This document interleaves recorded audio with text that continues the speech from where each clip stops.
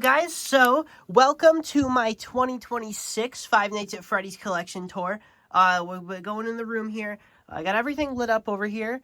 It's a little dark right now because I need to turn on the light. Still really happy with this light switch. I'm just going to go over everything as if it's the first time because this one's probably going to be a bit more definitive since I got the room all nice and cleaned up. It's all really nice right now. So yeah, let's turn this on right here. And here we are. Now, I definitely got a lot of very important stuff for the collection this year.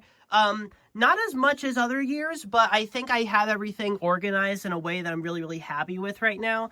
And there's a lot of things that are not in this room right now, which I will show later. But yeah, I'm basically going to go through each section individually, go really in depth, talk about more interesting stuff about whatever various things I'm looking at. And yeah, I don't know. I guess we'll have to get into this. So I'm not exactly sure how to go about this, like where to go, like to start and where to end. But I guess I'll start over here. So the shelves on the sides, when you first walk in, nothing really too interesting there. I have this big Freddy blanket on the doorway. But yeah, nothing too interesting on these side shelves. I mainly just use these for random stuff, but we got the light switch right here, which is obviously picked this out because it's the most similar thing I could find that was actually functional that looks like the FNAF 1 light switch. So I really like this, and it's also very satisfying to push. Like that just sounds nice. We got some stuff here. We got these gummy pizza slices and these cups, and also this glass and this fan here from Universal Studios Halloween Horror Nights. I did actually go, and I also got this poster there, which I'm very, very happy with. This thing looks extremely cool. It's a little, I don't know if you can see it on camera very well, but it's a little three-dimensional. It pops out a little bit, so it's cool. That was a very, very cool event. I was very, very happy going there. Theme parks aren't really my thing, but it's Five Nights at Freddy's at Universal Studios. I had to go see it. And I definitely brought a bunch of goodies back with me. I really, really love this glass here. These ones are kind of generic, but, it's neat. Bunch of neat stuff there. I also got these right here. These are the U2's Five Nights at Freddy's gummies. These are just kind of sitting here because they send you so many of these, and I've just been throwing them in random packages and stuff. I tried them when I first got them. I did not like them at all. They're kind of gross. It's also weird because they're Freddy and Vanny specifically. That's a weird assortment of characters, but I don't know.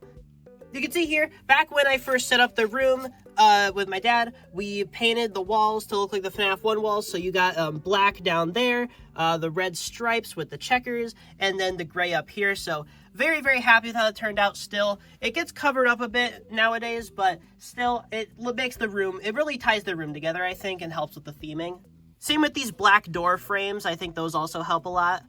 We got a cardboard cutout of Toy Freddy right here, just kind of chilling, as well as all this FNAF 2, party, favor bag set thing. Yeah, it says they're loot bags. I don't really know. I just kind of got these because I like the art and I wanted to hang it on my wall. Here is a U2 Shoulder Rider Springtrap, and here's all of these standing plushies from U2's. Springtrap and Puppet here are just regular releases, but then we got all the limited edition ones. We got Chica, Bonnie, Freddy, Foxy, Monty, Glamrock Freddy, Roxy, Glamrock Chica. All of those plushies are pretty rare and expensive nowadays just because they were extremely limited when they first came out, but they've since made new versions of all these characters that are still available. We got Helpy back here. Not a big fan of that plush, but it's a Helpy plush, so I got it. We got a couple of the FNAF Security Breach squishies. I have the rare golden one right here. There's a couple ducks hidden around the room. Let me know if you spot them. Two of them are actually right here, but over here we got this cupcake over here. This is actually a Mexican bootleg figure. He does open up and stuff. I guess I can do that real quick. He's got a little endo mouth in there. This thing is neat. I got it for a video. He's just kind of been chilling up here ever since I got him. I got the Vanny U2's plush, as well as the standing one, and the Golden Freddy one, which is made out of this weird vinyl material that I don't really like.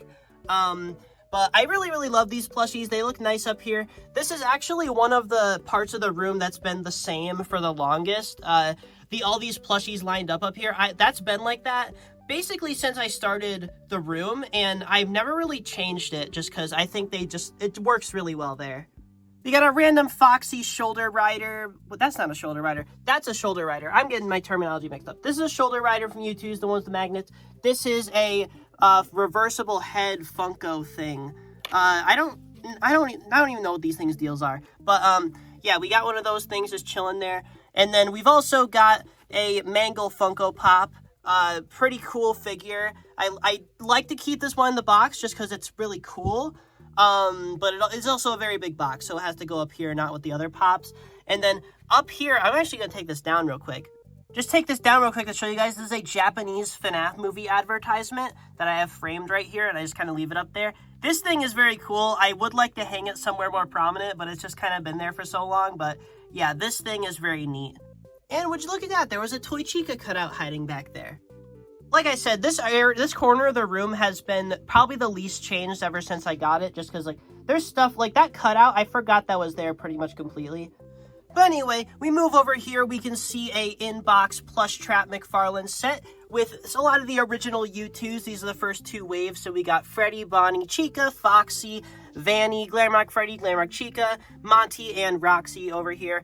This is just, I kind of just put these here because I needed space on another shelf and these guys were there. So I decided, you know what? I have an extra shelf. I'm going to put it in here and have it as a little section there. You know, I think that works. Then directly below that, we have some McFarlane sets. Here we've got the in-box, well, not completely sealed, but it is in-box. We have the Backstage Classic Edition version. And I really, really love these McFarlane boxes. If I could go back in time and keep anything that I threw away, I would definitely keep all my McFarlane boxes. They're just so colorful and lively, and I really love how they look. I love these sets in general, but their packaging is really top-notch. Then we also have a sealed copy of the Parts and Services room set. Back there, you can see Shadow Freddy back there. I don't know if you can you see him? There you go. Now you can see him. Yeah, he's in there. This thing is sealed pretty much. So, yeah. And then I have one that isn't sealed, obviously, right in front of here. And there we've got another Shadow Freddy. We've got Withered Foxy, Endoskeleton. Got this little closet thing that opens and closes with some stuff inside of it. Really, really nice sets here. We've got the hallway from FNAF 1. We've got the other hallway. These have the re-release versions of the classic characters in them. This Chica has always been really weird. I don't know what's up with their colors. Got Withered Freddy right here. Withered Golden Freddy with all of the plushies, which are so detailed for their size. Golden Freddy poster back there. Up here, we got a Plush Trap set and Nightmare Bonnie and Nightmare Chica. And then down here, we've got this LED Freddy Fazbear pizza sign, which I believe is from FYE. Pretty cool little sign here. I like to put it here. Then we got the Backstage McFarlane set, and this one is cool. I got two endoskeletons here. One of them's just sitting on the table like the game. The other one's wearing a mask. Got a Bonnie head. You got all the other heads back there. And then Withered Chica, obviously, who came with the original set. Then we move on down to the shelf below this, and we can see here, we've got this LED Freddy Fazbear's Pizza stage thing from Spirit Halloween. This is from earlier this year, and I absolutely love this thing. Just little circular lights around it and everything. It looks so good. The only downside to it is I'm pretty sure this is a fan recreation of this Freddy render and not the actual one. Then we got this security breach neon sign that I got on Etsy. Very, very cool. This has been here forever, and I have it on most of the time, and it hasn't burned out yet, so it's probably fine. Here we've got, like, the checker pattern on the back wall, obviously. We got some sister location stickers from Sanchi. These are just randomly thrown in the orders sometimes, and I just don't know where to put them. Here we got a Foxy McFarlane set, the original one, and he's looking great. The set is complete here. And then we've also got the show stage right here with the original 3 animatronics, the arcade machine, all the balloons and the doors and stuff. Really, really nice set. This is probably one of my favorite pieces of FNAF merch of all time. It's so nostalgic and it feels very complete. Then we got the Golden Freddy McFarlane set over here, which looks very, very nice, as well as an in-box new version of it, which has the figure still inside and everything. Very, very cool. This is my only one of the first series of McFarlane sets that I still have in box, and this one just looks amazing. It's definitely very different, because I like the Classic Edition boxes, honestly, a little more, just because I think the Golden Freddy logo is so unique, and it reminds me a lot of old Chuck E. Cheese stuff, but I still do really like this one, though. And speaking of Chuck E. Cheese, got some random tokens here from various years, including a Chuck E. Cheese token from 2014.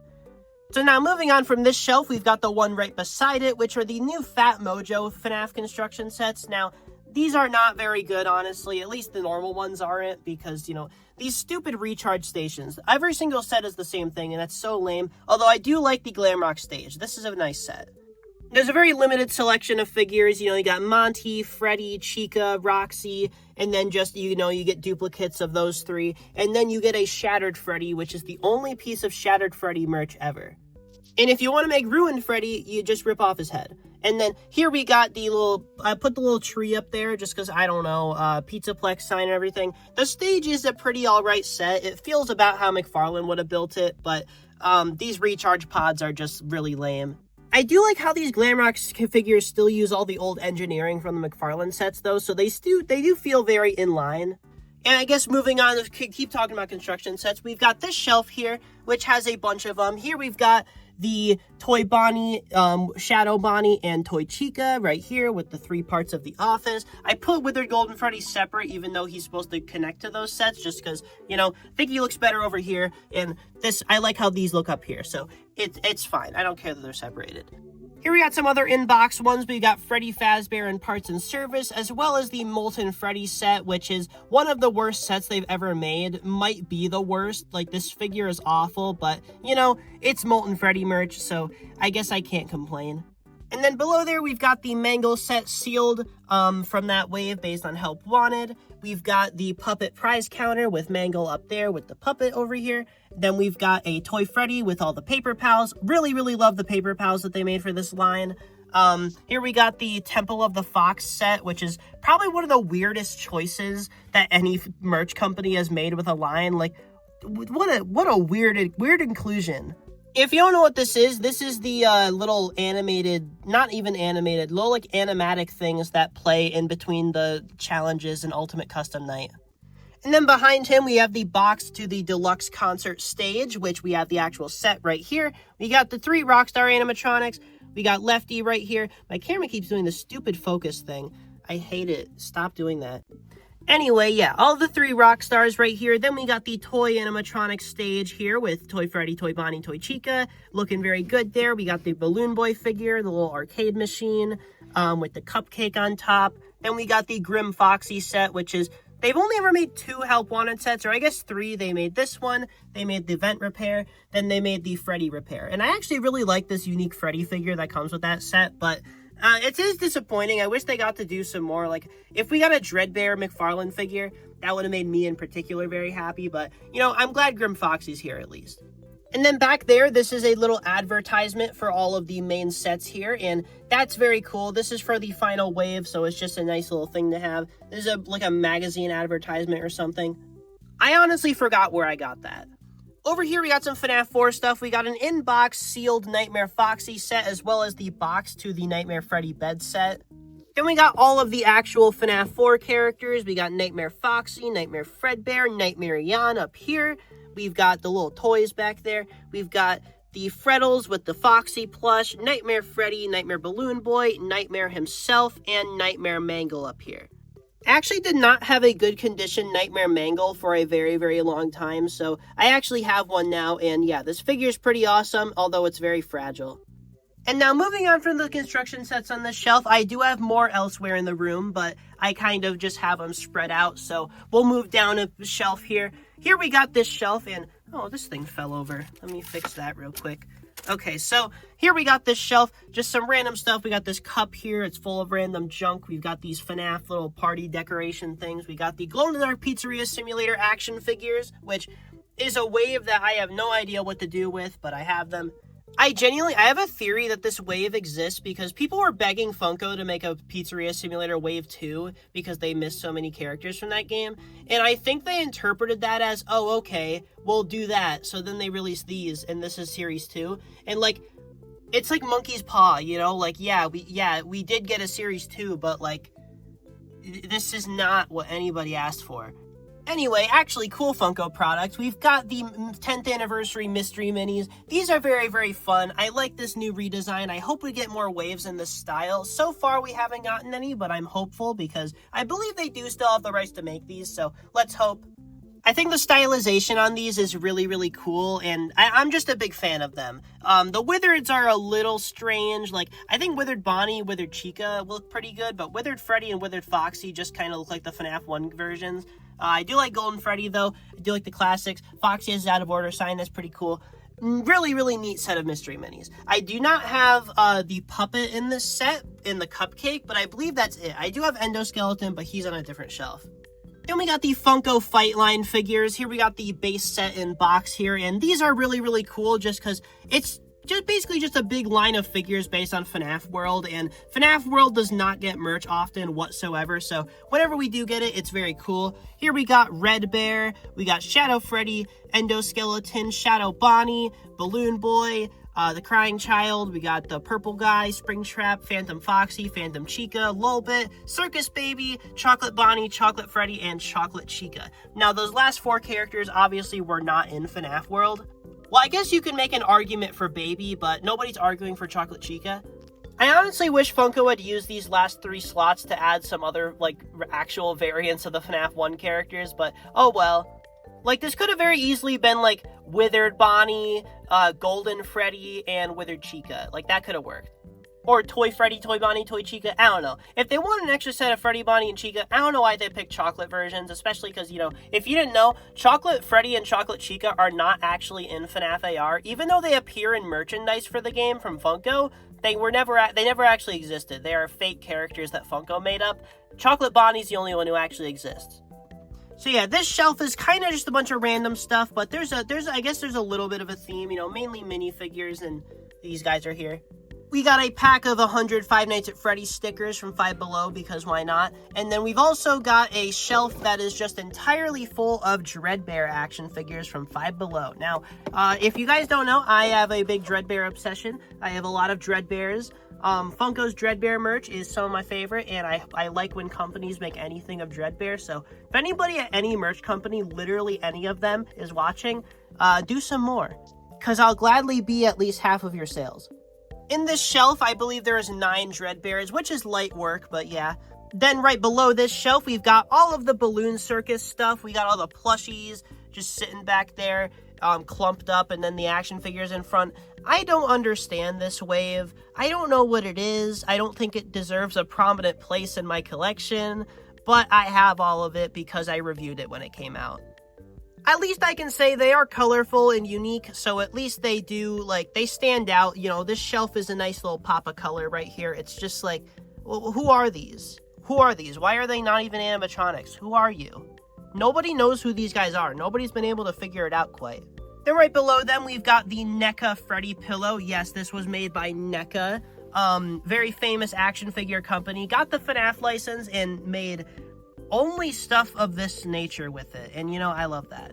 They did make a really cool Freddy statue, but it was like $600, and I don't even have that. But this one right here, I love this pillow. It is one of the funniest pieces of FNAF merch. His mouth looks like a hot dog. I love this guy. I've had him for a very long time, and yeah, he's definitely a good thing. I don't know why he exists, but he does, and you know, we can only be grateful for it. Over here, we got a random Firework Freddy poster, just, you know, why not? Then we got this tin right here, which is actually, I keep it down here. This tin is full of stickers. Now, I believe this tin is actually also made by NECA. Does it say? No, it was made by BioWorld. Okay, I'm mistaken. But this tin right here, I think NECA did make a lunchbox at one point. I think I'm getting confused, but yeah. This Freddy tin, I used this to store stickers. This right here is just full of a bunch of FNAF stickers, all different kinds. Just so many FNAF stickers. If I ever need stickers to put on anything, I have an surplus. So yeah, I throw these in with packages sometimes when I ship stuff, but I don't know. I just have a lot of stickers, and I have a tin for them. We got this shelf right here, which has the OG Funko Security Breach plushies. I like these things. Maybe not Roxy and Chica. I think they look really weird. But, you know, I like the other 3, especially Vanny. This is an extremely funny plush. I get the hate for this wave, but honestly, I've grown too attached to them. You know, I take it back. You know, I like the Chica plush a lot. Oh, Roxy's the only one I don't like. We got a Sun plush. This is actually an official plush that's based on a bootleg. This is made by Good Stuff, as you can see here. It is officially licensed. This is like a carnival prize thingy. We got this bootleg Roxy Talkie plush that I use as a dust rag sometimes. Then we've got a little tiny Dread Bear sitting here. We got the U2's Freddy plush and the U2's Toy Freddy plush with the Mr. Hugs game from Ultimate Custom Night, which is a really cool reference. Up here, we've got some random stuff. Here we have some pages from the official Crayola FNAF coloring book. I don't have the full book anymore, and it is extremely rare, but I am happy that I have this much of it still intact. It is just very interesting. Lots of pages here. We got a cool Springtrap page right there. That's pretty cool. But yeah, this is the official Crayola FNAF coloring book. There's been other FNAF coloring books that are not made by Crayola, but the Crayola one I find very interesting just because, you know, that's a major brand making a FNAF coloring book. And yeah, this thing's just very weird. You've also got the display case for the Biddy Pop FNAF figures. It's got the Freddy in there. These are neat. I don't really care that much about them, but I have the display case because I saw one and I was like, can I have this at the store? And they were like, sure, so I took it. Something really funny that I see about this is that it says actual size right here, but then right up here you can see the actual figure. So I don't know why they bothered to say that. And then also, it's not even accurate. That is larger than the actual Biddy Pops are. They are smaller than that. So kind of crazy that they even put that there, especially when there's going to be a window showing the figure. Here we got the display case for the Just Toys Security Breach backpack hangers. Really cool. Got this from a Hot Topic, I believe. I bought the whole case. There were only like 4 left, and I said, can I have the box if I buy these? And they were like, sure, so I took it. This one here, I actually got this extremely recently. This is an original store display case of the original backpack hangers. I'm sure most people who are longtime FNAF fans are well familiar with these. But this case here is completely sealed, unopened. I plan to open it for a video eventually, but yeah, very, very cool. And even though the designs of these are really weird, like the big foreheads and stuff, I do really like this artwork. It is very, very well done. And then up here, we have this little box set of these figures, which is kind of a weird release, but it is very nostalgic, which is why I got it. I don't remember where exactly this released. I think it was on Amazon, but yeah, just a little gift. Sorry, my recording cut off. It's like a little gift pack thing. This is pretty cool just because it's very nostalgic, and they actually discontinued this like blue Bonnie with the green eyes eventually. They corrected his colors. So the fact that this is in this box set that released in 2023 is very, very interesting. So I decided to get it. And yeah, very, very neat right there. But I kind of just use this shelf to put big display boxes that take up a lot of space. Then right below it, we have this shelf full of Security Breach U2's plushies. These are very, very nice. I really love the ones that they made for Security Breach. I do not have all of them. I probably will eventually if I see them in stores, because they're starting to sell these in stores nowadays. But here we got Glamrock Bonnie, Glamrock Chica, Ruined Roxy. We've got Helpy and Monty, who I got at a Spirit Halloween, actually, which is kind of funny. Then we've got the Vanny U2 slippers. You can see the other one down there, and those are very, very funny. I got them in the largest possible size. Then down there, we got a very interesting piece of merch, and I'll dig that out. So this is a box set of the Security Breach squishy figures, and it's metallic variants of them, but that's not really the interesting part. The interesting part is the back of the box, which features this artwork, which is very clearly some of the earliest ever artwork of the Glamrock characters from before the game came out.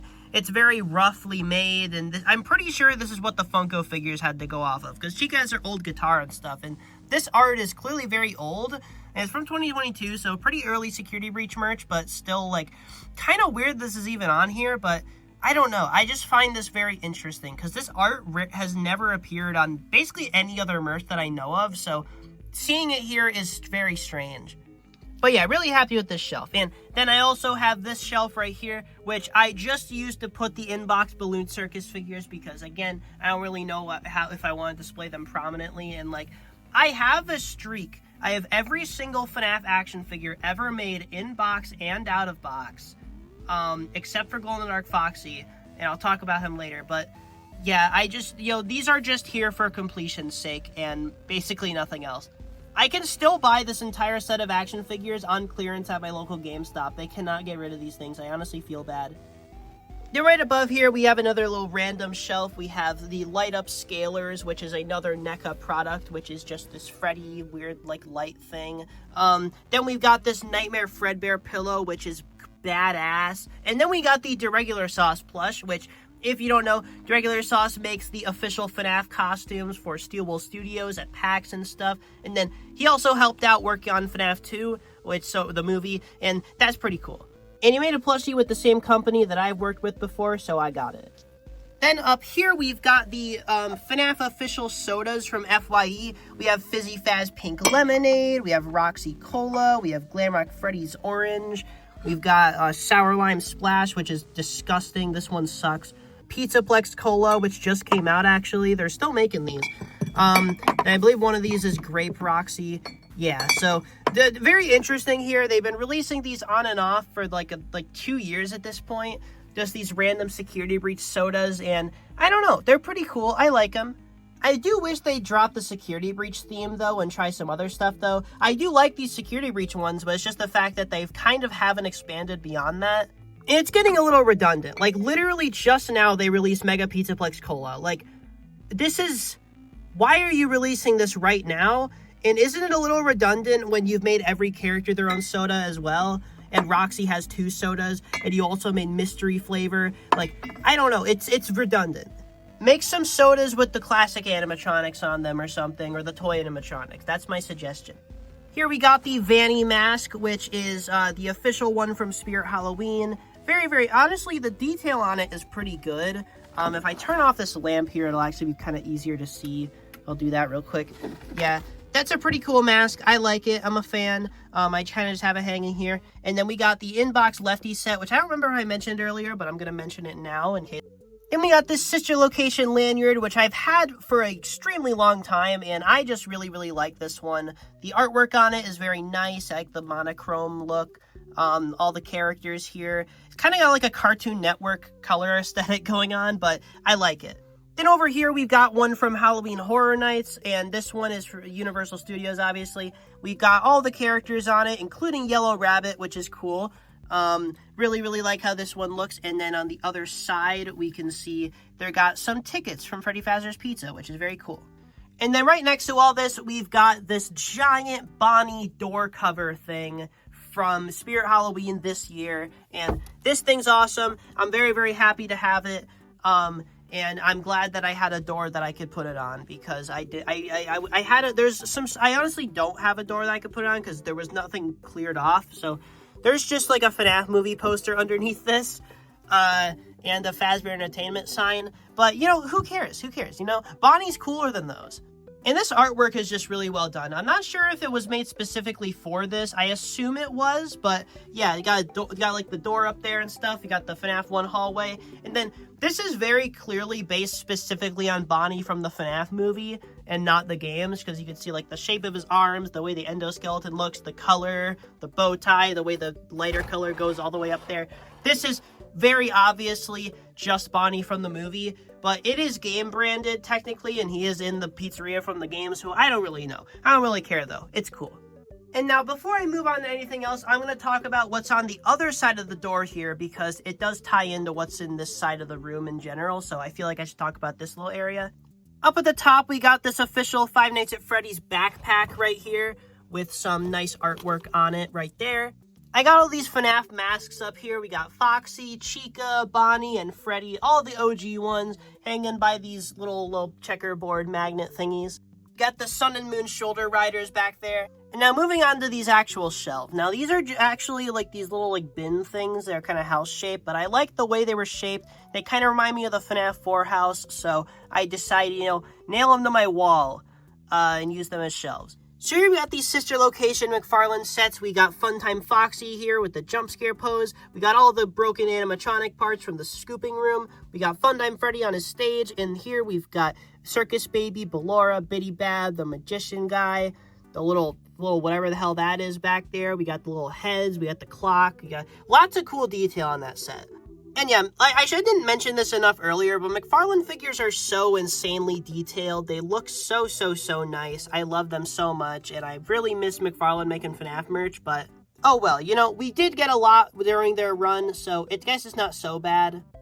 I would just like to see them cover some of the newer games. But looking up here, we've got the private room set, which we have Funtime Foxy and Lolbit over here. We got Ennard in the middle, which is one of the coolest FNAF figures ever made. You could take off his mask. I'm not going to do it right now, but yeah, you can take off his mask and everything. He's so detailed and cool looking. We got the Fredbear plush back there, baby poster. We got Little Joe, aka Lally's Lollies, sitting back there. And then we've got Yendo. And Yendo is another one that is absurdly detailed. Like, there is just so much going on with the sculpt, and it looks awesome. Here we got some of the keychains. Remember what I said earlier about the Bonnie being like blue with green eyes, then they corrected it later? This is the corrected version, but here we got Freddy, Bonnie, Golden Freddy, Balloon Boy, which is based on an old fan render of a withered Balloon Boy. We got Mangle right there. We got Nightmare Bonnie. I used to have Nightmare Chica. Don't know where she is. Then we got the original 4 Glamrocks right here, and on the side right here, we have these little earrings, which I thought were really interesting because it's the exotic beverage and soda-roni things. It's branded after Security Breach, but these are more so from Help Wanted. And then we got our FNAF 3 shelf. We've got the security office. We got some Phantom characters. I have a couple duplicates on this shelf, but Phantom Freddy, Phantom Balloon Boy, the little Freddy stand. I got the Chica head, Phantom Foxy. Springtrap over here, who's a very funny-looking figure. Phantom Chica's arcade machine. We got the little box for a Balloon Boy set. We've got 2 of the Fight Line figures, just random duplicates I put there. We got this really, really funny 8-bit Springtrap sticker, which is official, surprisingly. I'm going to show this thing. This is absurd, right? Like, why does it look like that? What happened here? But yeah, very, very cool. Nice to have some FNAF 3 themed shelves on the whole area, just because there's not a lot of FNAF 3 merch. It's mainly just Springtrap, so getting all this Phantom stuff in here is very cool. That's kind of why I have duplicates of them, just because I think the Phantoms are really unique characters to have merch of. Then on the sides of these shelves, we have an in-box Funko Snaps Freddy and Springtrap pack, as well as a Chica and Monty pack. Then on the other side, we've got the Glamrock Freddy pack, the Vanny pack, and moving down, here we have the FNAF 4 U2's figures, which includes Nightmare, Nightmare Fredbear, Nightmare Freddy, Nightmare Bonnie, Nightmare Chica, and Nightmare Foxy, and their style has completely changed in recent times, and definitely for the better.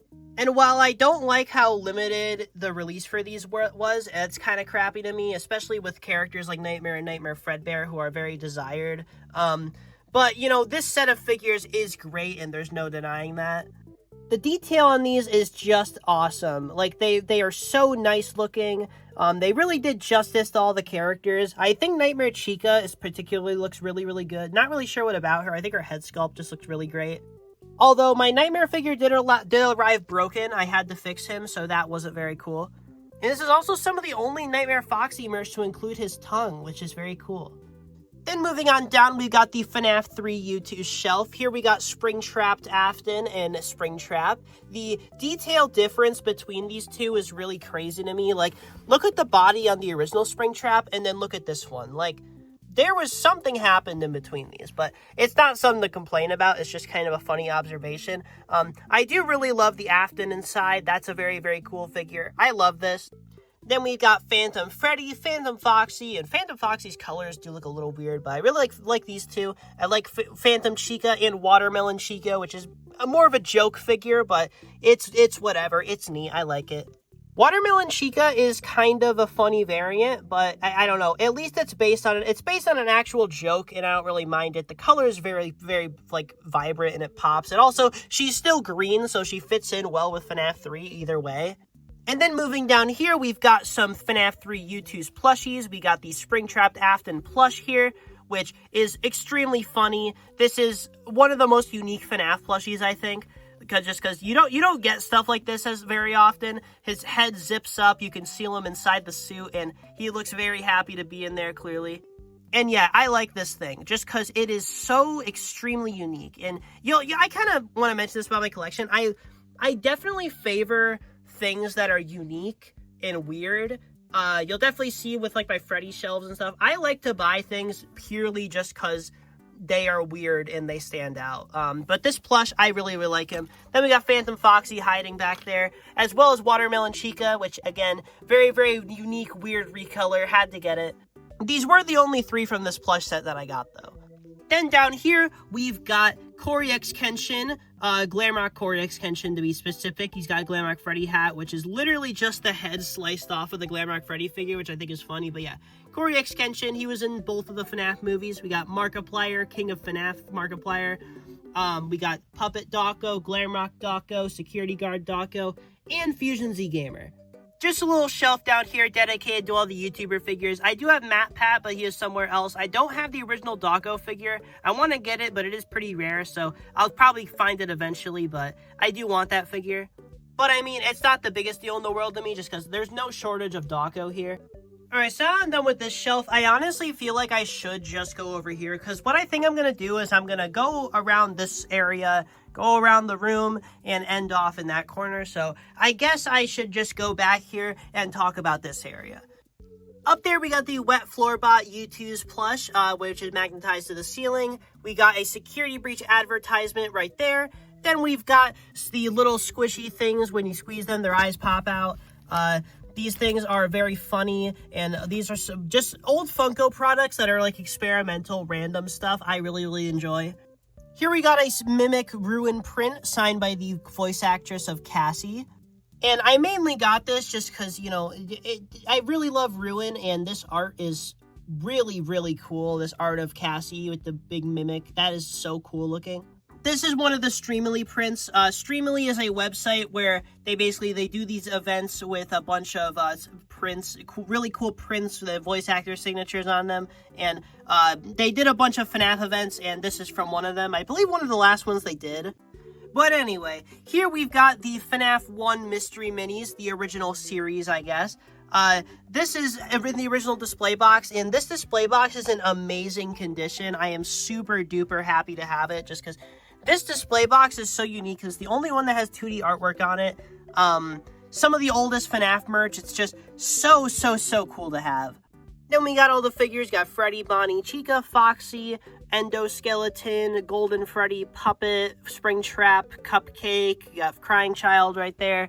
Then down here we got Glow Toy Freddy, Glow Toy Chica, Toy Bonnie, and Balloon Boy. And those are all the Series 1 figures that I have. Then here we got the FNAF AR Mystery Minis, which is all the Arcade Mayhem skins up here. Then we got Toxic Springtrap, 8-Bit Baby, and Heartsick Baby. And then this display box is another very cool one. I do like all the display boxes, but obviously this one is my favorite.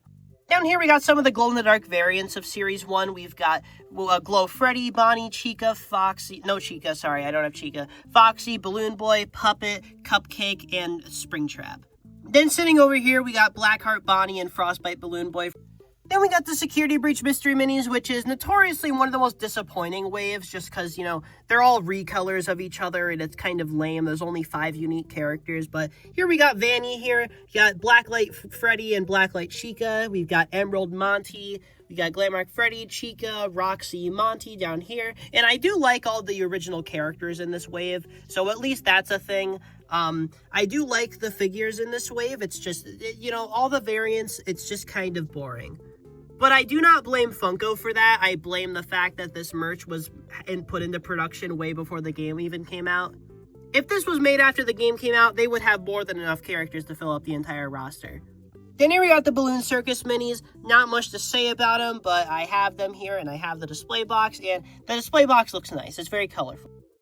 Right below the Mystery Minis, we got this shelf right here, which is just a bunch of random stuff. We got this custom Secret of the Mimic Party Time Chica plush, which I absolutely love. It is so detailed and awesome looking. And this one is completely custom made. And I'm not sure exactly how many the creator made. I think it was around 100 of them, but it's very cool. Then we got this Miss Helpful and Mr. Helpful plushies, which are actually some bootlegs from AliExpress that I was going to talk about in a bootlegs video. I might honestly still, next time I make one of those, I probably will talk about them. But I bought these just because they were like one of those weird listings that pops up and you don't know when it's going to go away or anything. And I was like, these plushies look way too good. They're probably going to be really funny in person, but turns out they look exactly how they did in the images in person. And these are pretty good plushies of Mr. and Mrs. Helpful. Honestly, like, if official ones released, they look exactly like this, I don't think anyone would complain about them. And then on with the Mimic theme. I guess just got a lot of Mimic stuff on here by sheer coincidence. We got the Mimic U2's plush. Very, very fun. I know a lot of people don't really like how this plush translated, but honestly, I don't know how you're supposed to make a Mimic plush. I think he turned out all right. He's very detailed, and I like him. I think they did a good job translating him. He's got his striking orange eyes. We got an official FNAF gummy pizza, just kind of sitting here. There is plastic over it. Don't worry, it is not exposed to the elements. We got this squishy Glamrock Freddy over here, as well as this Vanny here in these cups with Toy Bonnie and Mangle on them. We got the Funko animatronic Foxy plush just chilling back here because I don't really know where else to put him. And then we've got a bunch of random manufacturer sample FNAF stuff, which are all these little belt things. I think they're actually I think they're overall straps or something. I don't know what the direct term for these is, but these are a bunch of manufacturer samples. I don't even know if these released or not, but I found them on eBay and they were just so interesting that I felt like I had to get them. So yeah, just a bunch of little sample things. They've also got all these little wristbands, which are the exact same thing. Not sure if these actually released in any capacity, but they are very, very cool and very, very unique. And I do have a bunch of them. I got a big bundle of these prototype, unreleased, whatever they are. And it's the type of prototype stuff where it's so specific that there's not really much of a market for it. So it's not it's that valuable or sacred that I have these. It's just kind of huh. So now moving on down here, we've got the Pizzeria Simulator Mystery Mini Shelf. There are some other ones that are on my special stuff shelf, but here we've just got all the stuff. We got the display box, we got all the glow-in-the-dark ones up here, all the main ones up here. Nothing really too interesting, but I do like this shelf. The glow-in-the-dark Funtime Chica is my favorite, if anyone's wondering. On this shelf, not in the actual Pizza Sim wave, but on this shelf, that one's my favorite. Here we got the chocolate action figures, all of them in and out of box, and these are just kind of weird. Why did Funko make a whole Easter wave? I get making these two, because these are the two Easter skins from the game, they're actual characters. They make sense as a little seasonal release. I don't know why these other two guys exist, especially because they have unique molds and everything. They're not just repaints. They have little sculpted details and stuff, and it's just very weird to me. Why is that a thing? But yeah, I do have all my main Funko waves on a big shelf together, but all of these lesser waves I kind of just put over here on the side. Here we got all the Christmas ones, which are a similar situation. I don't know why this had to be a full wave, especially because they already made Christmas figures with Frostbear and Arctic Ballora, so I'm not really sure why these had to get made. I think just Santa Freddy would have been fine, but I don't know. We got a full wave of Christmas figures, I guess. Funko has their priorities somewhere. This is probably why they lost their license. They wouldn't actually, make what anybody was asking for. They would only make weird variants that never existed. And then some random keychains up here of Balloon Freddy and Balloon Foxy, just because why not? Then we got some more keychain things. And the FNAF AR rest of the holiday figures. We got Arctic Ballora sitting here. We got Blackheart Bonnie, who did not release in February. This is supposed to be a Valentine's Day figure. Completely missed the mark. I think he released in December or something crazy like that. I don't know why he took so long, but whatever. Here we got Shamrock Freddy, Firework Freddy, and Liberty Chica.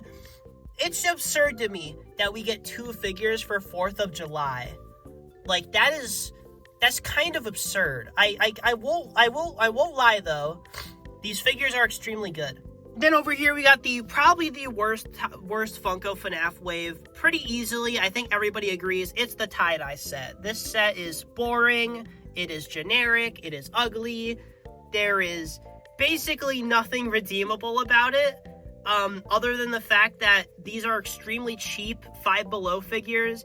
They weren't originally supposed to be Five Below. They were trying to sell these for $15 each, but obviously they did not sell, so most of these ended up at Five Below. So luckily, they were really, really good for customizers because a ton of people got easy access to all the main characters' molds, so that was cool at least. But yeah, this wave sucks.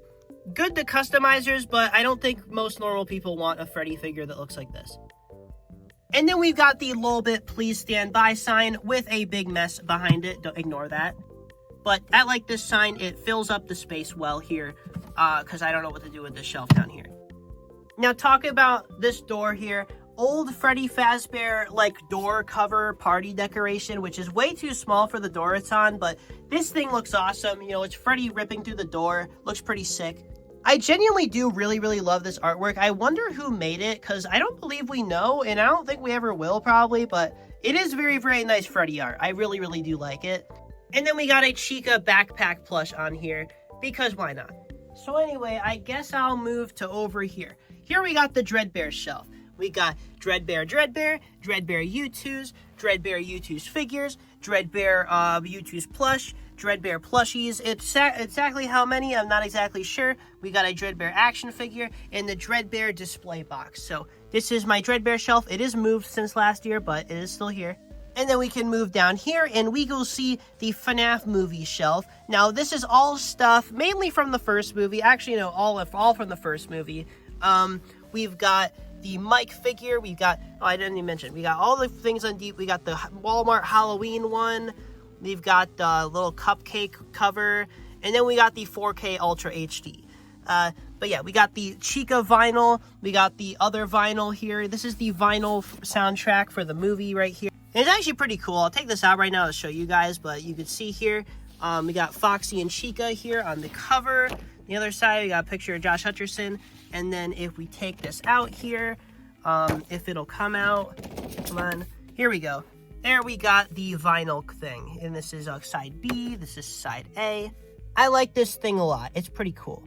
And yeah, I do have all 4 of the vinyl soundtracks, all the covers. There's a Freddy cover, a Bonnie cover, a Foxy cover, and a Chica cover. Although, honestly, I don't know if I'm going to get all the ones for Five Nights at Freddy's 2, just because this wasn't really worth it. I was assuming the actual records themselves would also have different characters on them. But no, it is literally just you're paying for 4 of the exact same vinyl in 4 different covers. So that's really lame to me. So probably just going to get one of them for FNAF 2, but still cool that these exist. We got the Mike figure with the Freddy torture mechanism. We've got the Yellow Rabbit plush, or the Spring Bonnie plush. Here we got the Vanessa figure right next to Ness, who works at Sparky's. And this is obviously based on Matt Pat's cameo in the movie. He's got a plate of mozzarella sticks or chicken tenders. I think they're mozzarella sticks. You can see he has a menu for Sparky's right there. And then right behind him, we have Sparky himself. This is a plush based on the dog suit seen in the back room of the movie. Now, Secret of the Mimic actually confirms this character is not Sparky. This is actually a dog character named Bub, but still, it's a dog animatronic. We all know it's a reference to Sparky the dog, and so is the Sparky's restaurant name. And it's very funny that we get a Matt Pat figure based on the cameo. We also got the Balloon Boy figure, which is obviously based on the one that keeps scaring Mike throughout the movie. We got the Yellow Rabbit plush with the damaged design. We got the Steve Raglan or William Afton figure right here, which I really like the desk he comes with and the phone and stuff. It's very well detailed, and they did a good job making him actually look like Matthew Lillard, I think. And then right behind him, we have Doug the Lawyer. We got some of the old FNAF trading cards that aren't actually for the movie, but I thought they were relevant to the movie. So we got the Mike Schmidt one, and then we also got the Jeremy Fitzgerald one, just because I thought these kind of were relevant to the movie, and I had duplicates of these trading cards, so I figured, you know what, I'll put them. So anyway, here we got all of the Dark Haunted U2's figures. Now, these actually never released in the US. They are retailer exclusive to some weird place. I don't exactly remember where, but these, Austin from U2's, who's the CEO, thankfully did send me these personally, which I was very grateful for. And these are just kind of like darker colored, red-eyed variants of the haunted FNAF U2's. And I just think these are very interesting. They're very weird, and they definitely remind me of the movie, which is why they're on the shelf. But yeah, these are very rare and very interesting. It's been a while, so I'd have to go check how many of each were made, but I believe I was told around a couple hundred of each character was made, so definitely a very limited release. And like I said, these never released in the United States, so especially for someone like me, these are very hard for me to get normally, so I was very happy when Austin was good enough to send me these. They just have such unique color palettes, like, especially on Bonnie, like the dark gray with the kind of like weird blue. I don't know, it works well for me. Like the little purple hues and the whites and stuff, it's like, these are so interesting looking. I don't know how to describe it. I really like these color palettes. I'd like to see more companies try to do stuff like this. I really enjoy this type of recolor. And here we got some Five Nights at Freddy's Dave and Buster's cards from when they did that promotion. I don't know if anyone, I've never seen anybody bring up the FNAF Dave and Buster's promotion, but that happened when the first movie came out. And we'll put this right here. Here we got the Yellow Rabbit U2's figure. Very, very cool. I like this one a lot. Here we got the Golden Freddy and Abby one. Another very cool one. We got the Five Nights at Freddy's movie cassette soundtrack and CD soundtrack, as well as the Fanta promotion right here. And that basically wraps up the whole movie shelf. So, pretty cool. There isn't as much movie merch as I'd like there to be, because I wish we got some regular action figures for the FNAF movie, but oh well. So anyway, moving on from the FNAF movie shelf, up here I do want to mention this poster right here. Now, this is the cover of the Five Nights at Freddy's Silver Eyes graphic novel, obviously. But this poster in particular is actually from Scholastic's booth at New York Comic Con, I think in 2024, and it was like a little giveaway item, and it's just kind of weird because it's just got the Five Nights at Freddy's logo, and they clearly just slapped a random book cover, but I don't know, it's just such a weird little thing, and I've got it on eBay, and I was like, okay, this is pretty cool. We can go down here and look at the Funko Snaps. I have almost all of them down here. We have all the show stage back here. We've got Golden Freddy and Foxy up at the front. We've got the toy animatronics and Springtrap in the security office with all these boxes and props and stuff. I really like these. Just Funko Snaps, I think, works really well as like kids play sets. All the little props and swappable pieces they come with is really cool, and I feel like I would have loved these a lot more when I was younger, but I am glad they exist. Neat little play sets that I can see people having a lot of fun with. Down here, the security breach ones, we got Monty's room with regular Monty and Shattered Monty and the staff bot all broken, because that's the thing in the game. If you do the Easter egg thing where you go in the Monty's room, even though you don't have to, you can find the broken staff bot in there. Actually, a couple, I'm pretty sure, but yeah.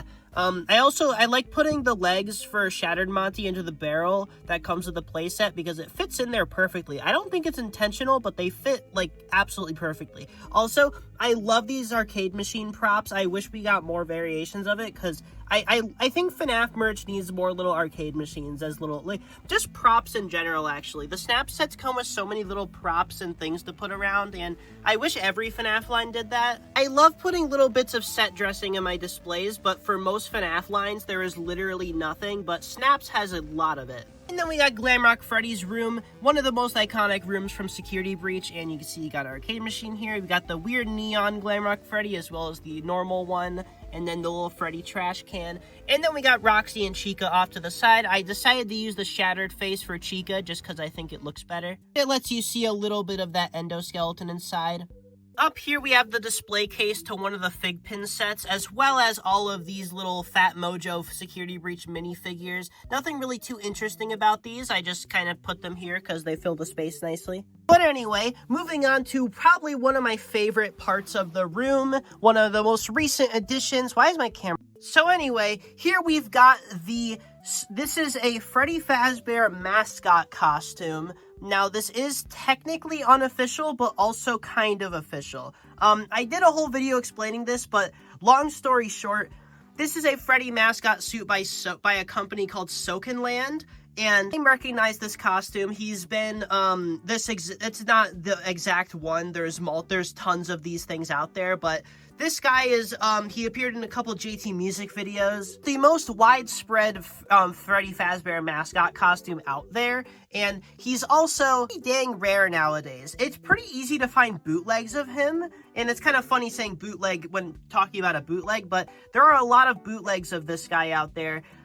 So if you're trying to buy one and you see the product image and it's just like a stock image of this guy, you're most likely not going to receive one that looks anything like this. Sokenland, the company that makes them, does not exist anymore, at least to my knowledge. They don't make mascots at the very least.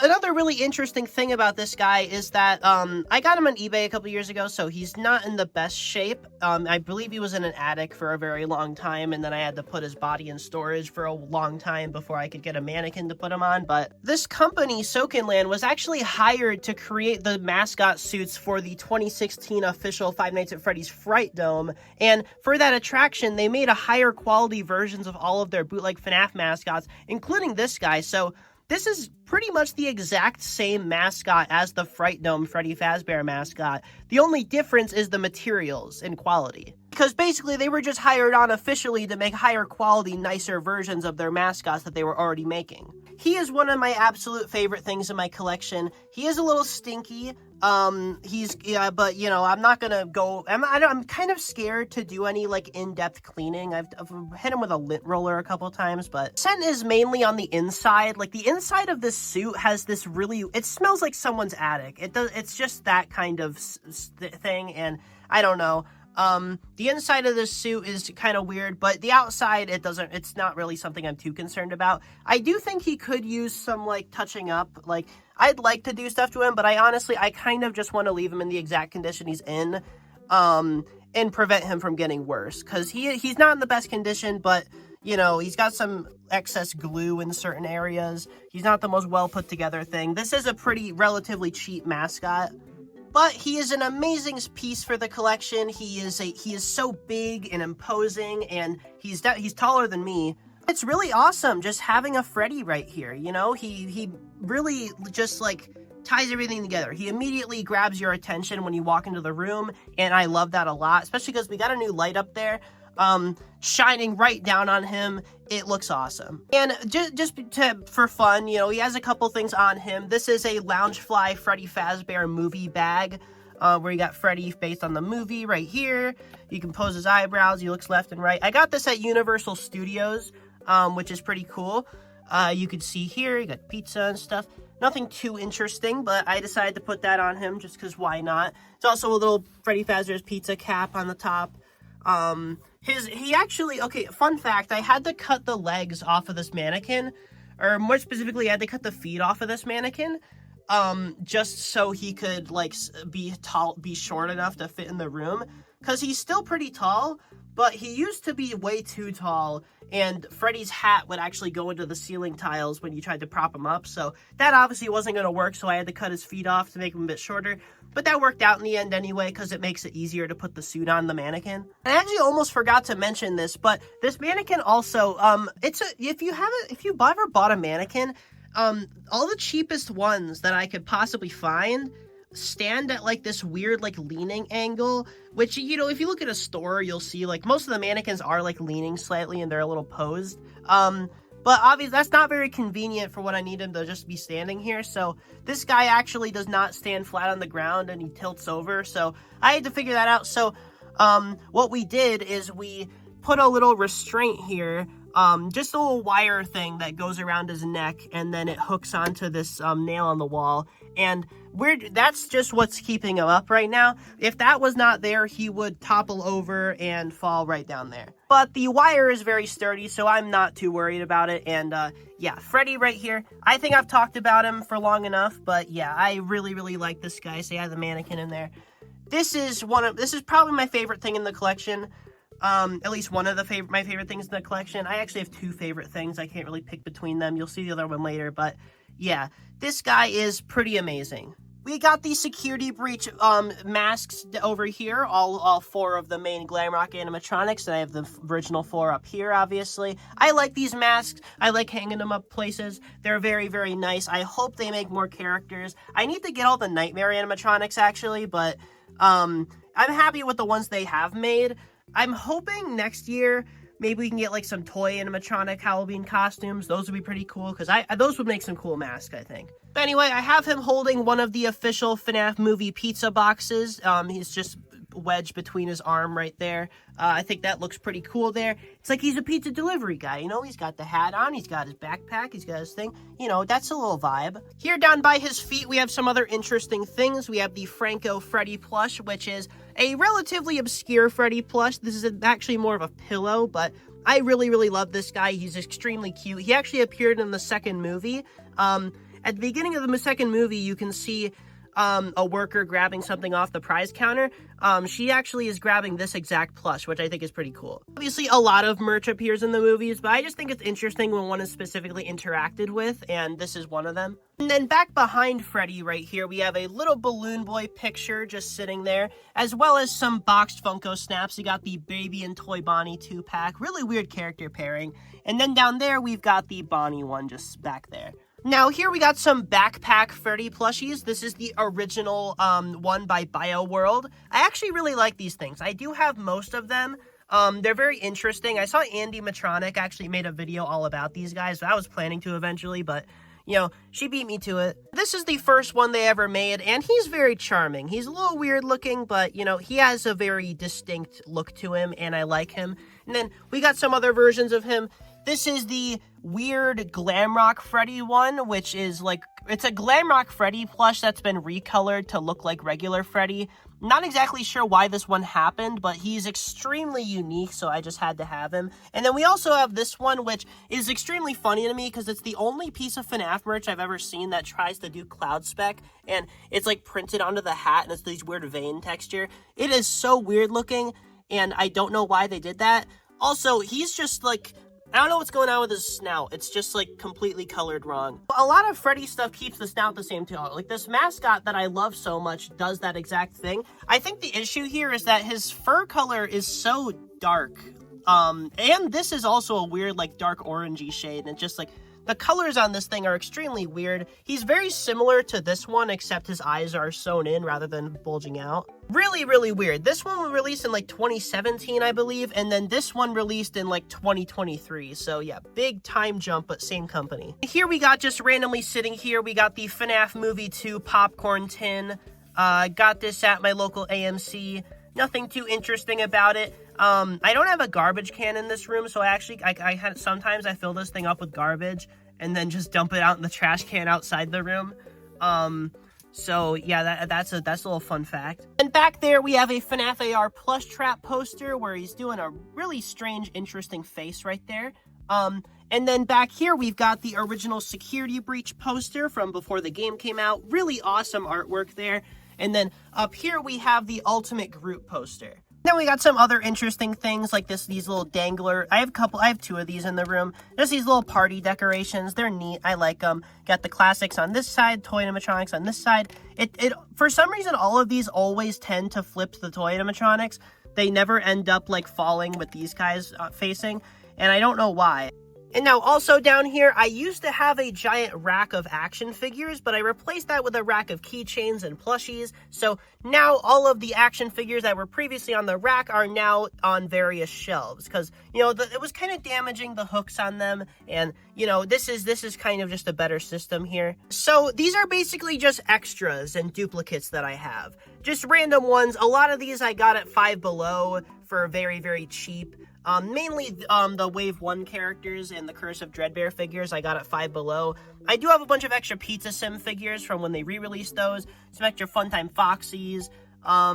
But yeah, just a bunch of extra figures because, you know, I'm easily swayed. If I see a FNAF action figure that I like on a store shelf and I'm like, okay, I'll get it. Even if I already have it, I like having these, you know, this is like a little store shelf display thing. I like how it looks. You can see here, we got Chica, we got a Bonnie back there, we got another Bonnie, we got Foxy over here. Foxy is probably the coolest Wave 1 figure to have in box because of the Springtrap piece. You got another Foxy, we got a Golden Freddy, we got a regular Freddy, we got another Bonnie back there. Nothing really too interesting, just the whole Wave 1 gang. Random spares I have of them. They had a ton of classic Chicas and classic Bonnies at Five Below for like $4, and like $4 or $5. And I was just like, okay, well, that's awesome. You know, this is like, why are they selling this at Five Below? How bad is Funko's overproduction? Here we got the Pizzeria Simulator figures. These are the re-release versions. I got the whole set back when they restocked them just because the paint jobs are slightly different than the original releases and they have slightly different packaging, and I figured that was enough to make it justified for me to get more of them. I love the Pizzeria Simulator set. Very weird character selection, but very nice, vibrant, colorful figures. And I just had to get the whole re-release set when they came out. They were very, very cool to see. I do have some of the original releases in box, but these are all the re-releases. The Lefty re-release was very prominent at Walmart back in like 2021, if anyone remembers that. But yeah, only one of each for all these guys. Now, these Funtime Foxies, it's actually a little bit of lore here. My local video game, like, collectibles store, local one. There's only one of them. I'm not going to say what it is because it's like right where I live, but they have this giant rack of Funko FNAF figures, and they had so many Funtime Foxies, and I was always so like taken aback by the amount that they have. So every time I take a trip there, I like to buy random things there. You know, I like to support the business. You know, I want them to stay open forever. I'll be very upset if that store ever closes. Well, among my times of just getting random stuff when I go there, I have accumulated quite a couple Funtime Foxies, and it's very weird because Funko, they re-released the sister location wave, but it was only Ballora and Funtime Foxy. Like, Funko decided they would restock some of these figures, but they only did these two, and not Funtime Freddy and Baby, who, these are arguably the most desired characters in the set, and these figures are worth so much. But for some reason, they re-release Funtime Foxy and Ballora only, and they make so many more of them. And they still come with the Build-A-Figure parts. So now it's just a bunch of entered, like, arms and legs that have no other pieces to go to them.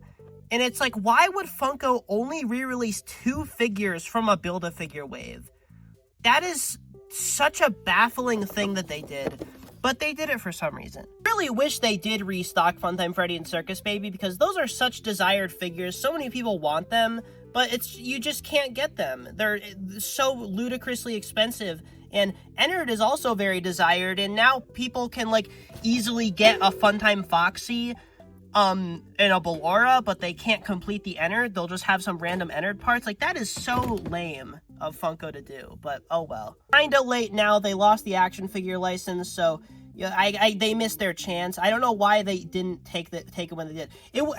These are 4 figures, okay? You cannot convince me it was that difficult to restock the full set. It's 4 characters. I'm sorry. Here we got some Curse of Dreadbear. We got a Glitch Trap, a Grim Foxy, a Jacko Bonnie, another Grim Foxy, another Funtime Foxy sitting back there. Nothing too interesting. We got Captain Foxy over there. I think it's an L Chip down there, and then another Bonnie.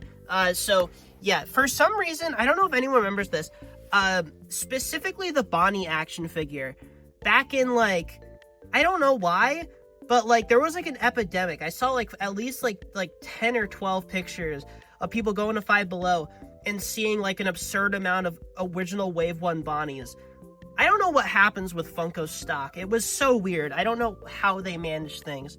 But anyway, moving up here, we got the Freddy shelf. These are various pieces of memorabilia of good old classic Freddy. We got this from Universal Studios. This is the Freddy Fazbear pizza sign. It's based on the first movie. Very, very cool little theme park merch. I like that a lot. We got this Fazbear Entertainment sign right here. I don't actually remember what this... Oh, yeah, this is the Insomnia Cookies FNAF pizza box cover thing. I had to remember what that was. Here we got the U2's Freddy controller holder thing. It actually fell off my shelf at one point, so it was a little scratched up, but oh well. Here we got the little Halloween Horror Nights Universal Studios Freddy Fazbear figure. This thing is extremely cool and unique. I don't know why he, like, has, like, little buck teeth, but I don't know. I like this guy a lot. He's clearly based right on the Nendoroid figure, but it's just cool to have a Freddy figure that was exclusive to Universal Studios. Like, that is so interesting. Then right beside him, we got some Fat Mojo things with their trading cards included right behind them. These are kind of crappy little figures, but, you know, I like the card little holder things, and they like how that looks. Up here, we got a little, like, these are, like, by, like, Loungefly, I believe, makes these, and they're just these weird little, like, Funko, not Funko mini things, because Funko and Loungefly are the same company, and these are made by Loungefly, so I guess it's technically a Funko product, but it's like these weird mystery minis that are like really, I don't know, they're very strange, but I do have them. And he is sitting on top of the Five Nights at Freddy's Scare in the Box game, which is just this weird little board game that Funko made at one point. This toy is so stupid because the fact that this isn't the puppet is the dumbest thing ever. Like, the marionette belongs in this toy. Like, conceptually, this toy should be the marionette and no other character. But for some reason, it's this weird in-between classic and withered Freddy.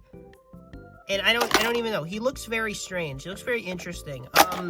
But yeah, that's just what this thing does. This old Jack in the Box that does this annoying song that's not actually taken from any FNAF game. And eventually, he pops out and he screams at you. So yeah, really big missed opportunity to put the puppet in here, but oh well. I guess redeeming quality, it comes with these neat little Faz tokens, but I don't know. Classic Funko FNAF Freddy plush. No explanation needed for this guy. Here we got the Toy Freddy pizza cutter from the official FNAF pizza kit. Always loved this thing. It doesn't really fit the theme of the shelf quite, I guess, because it's Toy Freddy, but I don't know. He fits the vibe. Another one of the official FNAF movie pizza boxes is underneath that. Here we got the electronic Freddy Fazbear thing from Funko. He does not have his batteries in, but basically has a motion sensor, and you wave your hand, and he screams at you. This guy is extremely ugly. He's definitely not like an accurate Freddy plush, but he does have his charm. Here we've got a ceramic Freddy Fazbear bank. This is a piggy bank essentially, and I love this thing. I've always loved this thing. It is so like weird looking, and I just enjoy things like this. Ceramic FNAF merch like sculpted ceramic has always, it just intrigues me so much. And speaking of sculpted ceramic, look at this guy. What the hell even is this? This is a cup?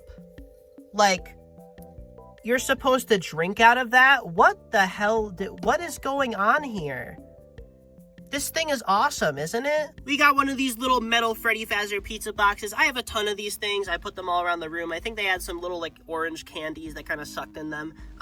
Here we got this little Toy Freddy thingy. I forgot. These are like little buildable blind box figures that were made by Just Toys, and they're just these little random things, but you know, I got a couple of them and I got really unlucky and I only got Toy Freddy's and Foxy's exclusively, even though I had like 9 of them, so got really unlucky there, but you know, at least I like the Toy Freddy figure. Here we got a giant squishy Freddy here. He's he's squishy.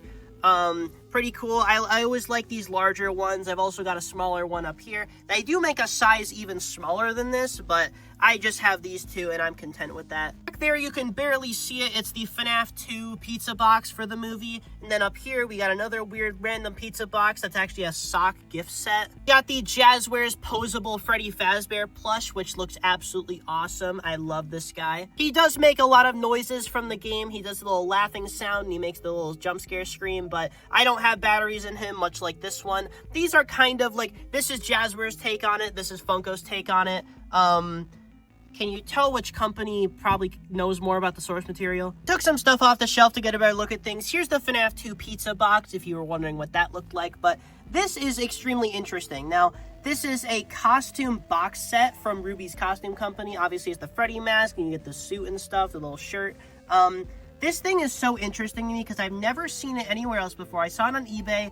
It was like this weird box set I had never seen before, and I had to get it. It was really cheap, so I was like, sure. And I've never seen anything else like it, and it is so neat. I like this a lot. I don't know if there's more of them out there. If there are, I'd like to have them, but I'm happy with this Freddy one. I do like this a lot. It is.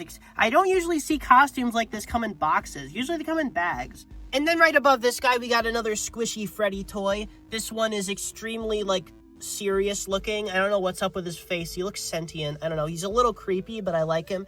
Then here we got the Freddy plushies from the Fat Mojo Freddy head bundle. And then something I have been saving to talk about, this thing.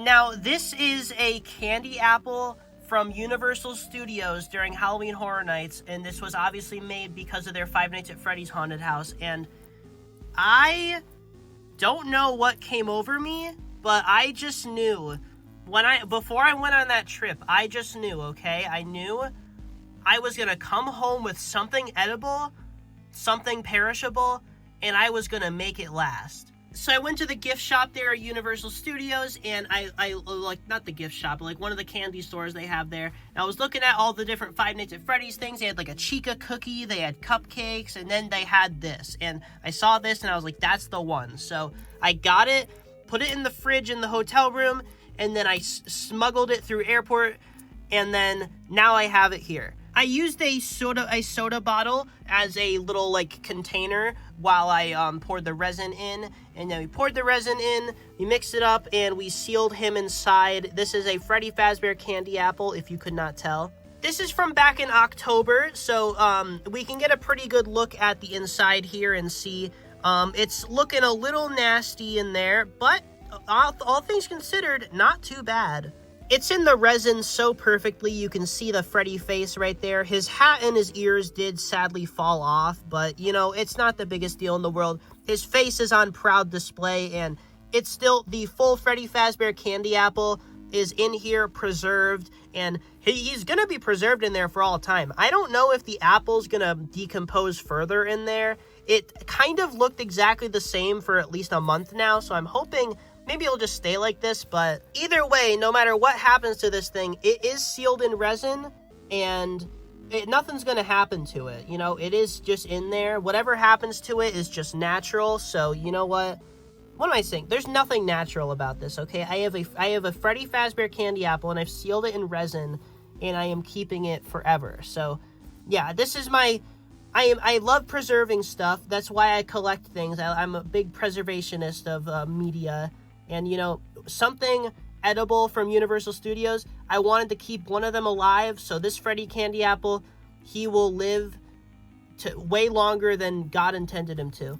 Moving on from that, we got some other stuff. This is a little mini claw machine I got, and I covered it in FNAF stickers. And it's full of all of the figures from the Funko FNAF Advent Calendar. So...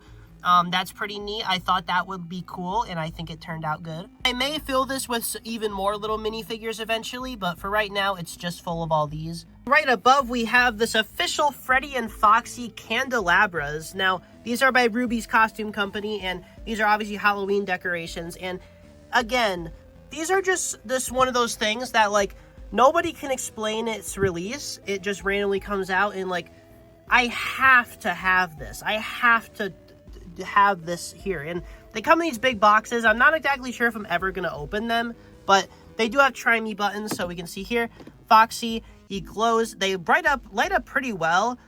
They look really cool. This isn't obviously based on anything from the games, but I do like how they look. Then we got this little Freddy here, who's like a FNAF 1 Freddy, but he got some sharp teeth and the withering all over him. I don't know. It's a fun little Halloween design. Who cares about accuracy? Look at that. Isn't that beautiful?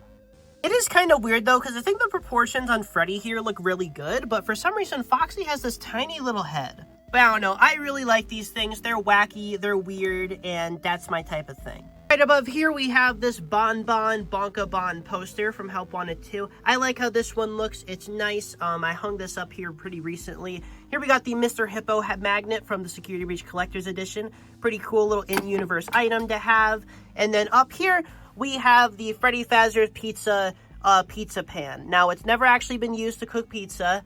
I don't think I'll ever do it, because what this does is it will engrave Freddy's face on the bottom of your pizza.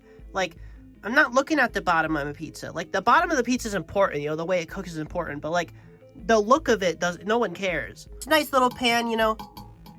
Real metal, pretty cool. Now, moving back over here, we've got all of the Fat Mojo head bundles. We got classic Freddy Fazbear right here. I really love these things. You got Golden Freddy, Toy Freddy, little Golden Freddy poster there, and the cupcake from AMC Theaters. This is a little promo item for the FNAF 2 movie, if you didn't know. Just a little real-life cupcake you can drink out of. This is a really good cupcake, and it worked out really well here because there would not have been room for another one of these guys, but there is room for him, so that's pretty cool. And back there you can see a latch.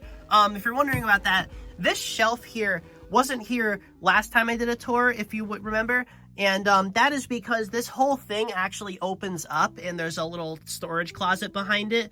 Not gonna bother opening it because there's literally nothing back there, but we basically turned this door into a big bookshelf so I could have more shelf space. So that's what we did here. And I'll turn all these guys on. Regular Freddy here.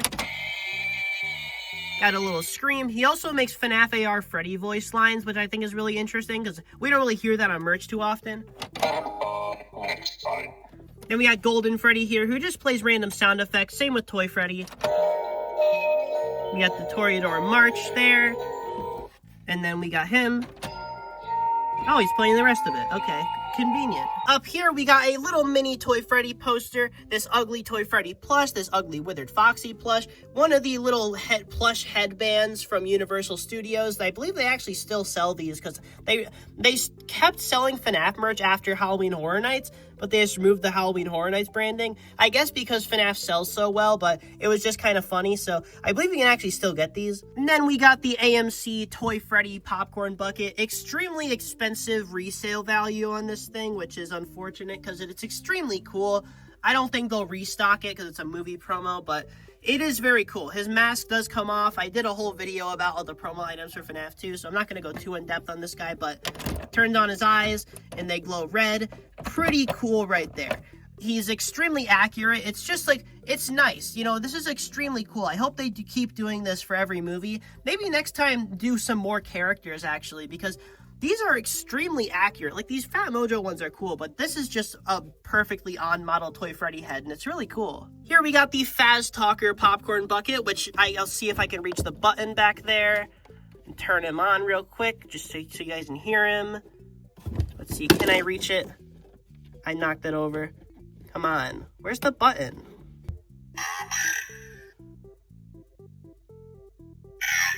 That was not worth it. Yeah, this is an extremely cool popcorn bucket for FNAF 2 just because it's an in-universe item. That's always cool to see. I like this thing a lot. I already talked about it pretty recently, though. We got the hook from Halloween Horror Nights FNAF. They had a little FNAF restaurant, and you could get a Foxy drink. And if you got the Foxy drink, it comes with a little plastic hook on top of it. So I kept the hook, and now it's here inside of the FNAF 2 Popeyes cup. We got a bunch of official FNAF, like, ticket things. These are from the Fight Line packs. We got some Funko Racers. These are some weird little oddities. Then we got the FNAF 2 stage popcorn bucket. We got Toy Chica plush, a Toy Bonnie plush. We got the Balloon Boy, Toy Bonnie, Toy Freddy, Toy Chica. The little cup topper Toy Freddy, which I love. He looks so funny from the side. We got a little Toy Freddy here from the head bundle, and then we got the Popeyes FNAF chicken box. And then right up here, we got some more stuff. Here we have the original FNAF board game, Steal His Pizza If You Dare, but beware the jump scare. Really, like, wordy title, but basically it's this little Freddy guy. You push him down, and you have to try to steal his pizza without waking him up. If you push down on him, his eyes actually move, and he can look pretty sad right there.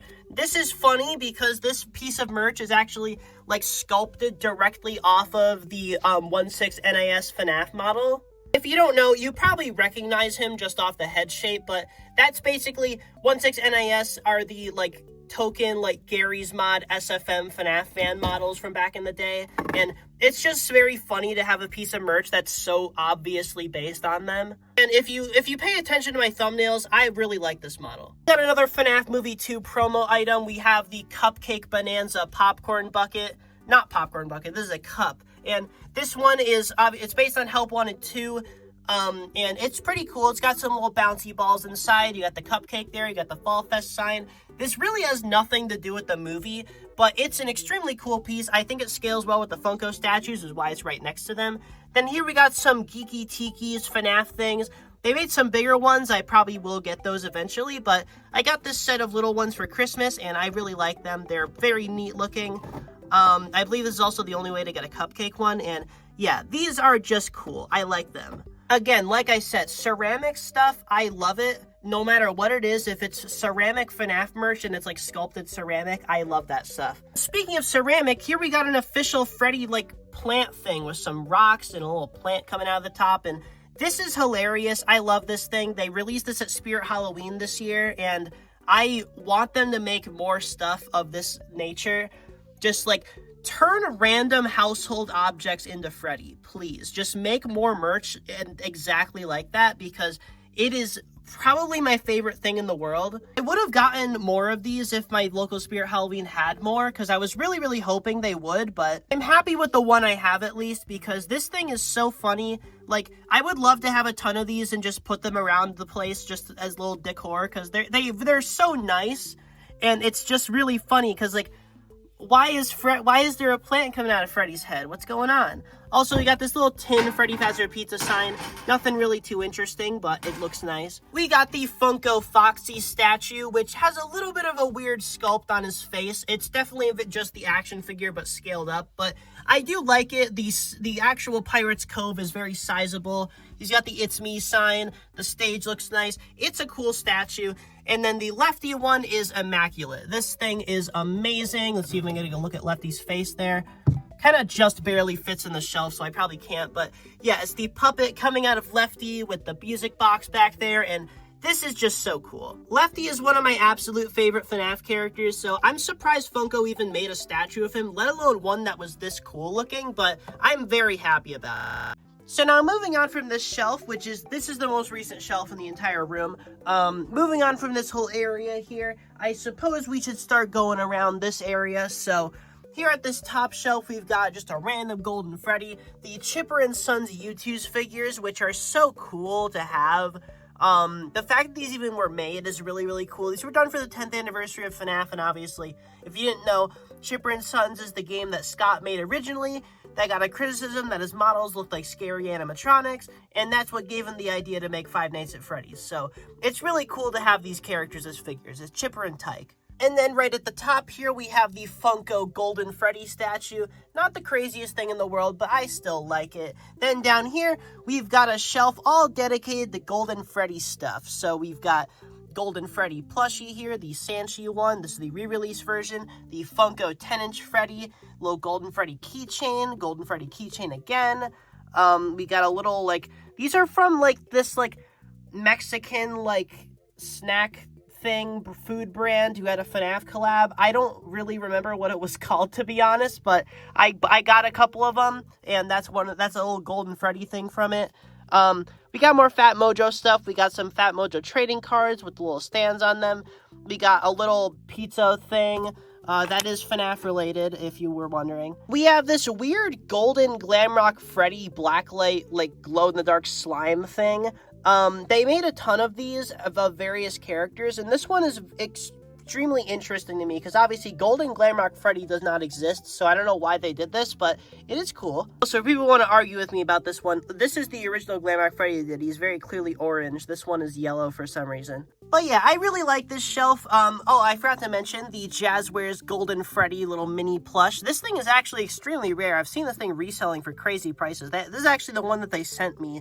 I've not seen him in store once, so I guess he is a bit rare. Right down below this shelf, we have the Springtrap / Spring Bonnie dedicated shelf. Here we got the new Good Stuff Spring Bonnie plush. I want to get the rest of this set sometime soon, but this one's very cool. I do like this one. I made sure to get this one first because Spring Bonnie merch is always nice to have. Then we got the original Funko Springtrap plush. We've got the other Funko Springtrap plush from the tie-dye wave. This Jumbo Springtrap squishy, which I actually like a lot. It's got a very interesting looking face. I like him. Then we also got the Funko Spring Bonnie plush tags. And then we also have the tie-dye Springtrap action figure, which is very, very funny. He's not with the other tie-dye characters, literally just because the shelf exists. And then we've got a Funko re-release Springtrap figure, because the original one's on my action figure shelf, but I keep the re-release one over here. And I'd like to say this specific copy of the Springtrap action figure I like a lot, just because the position his eyes ended up in, he looks really, really good like this. I think his eyes literally could not have been placed more perfectly. He's doing that little glare he does in the extras menu. I really, really love this. And moving down, we got the rest of the Funko Snaps. We got the Parts and Services room with Phantom Foxy based on Help Wanted, not FNAF 3. A lot of people like to call this figure inaccurate. It is fully accurate to how Phantom Foxy looked in Help Wanted. It's just a lot of people don't even know about Help Wanted Phantom Foxy or the fact that he looks different. Here we got the Circus Baby Snaps figure with the open faceplate. Extremely cool looking one. Then we got the two Nightmare characters they made. It's kind of weird that we got these two because they don't really go with any of the playsets well.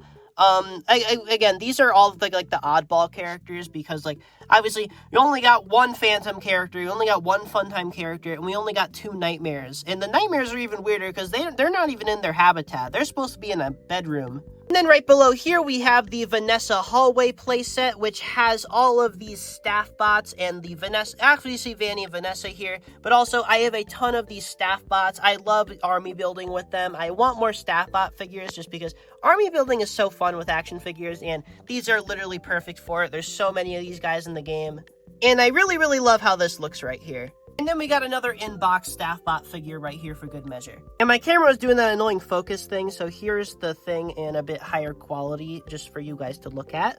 These shelves right here are just a more in-box figures, nothing really too interesting. This is the full FNAF AR wave.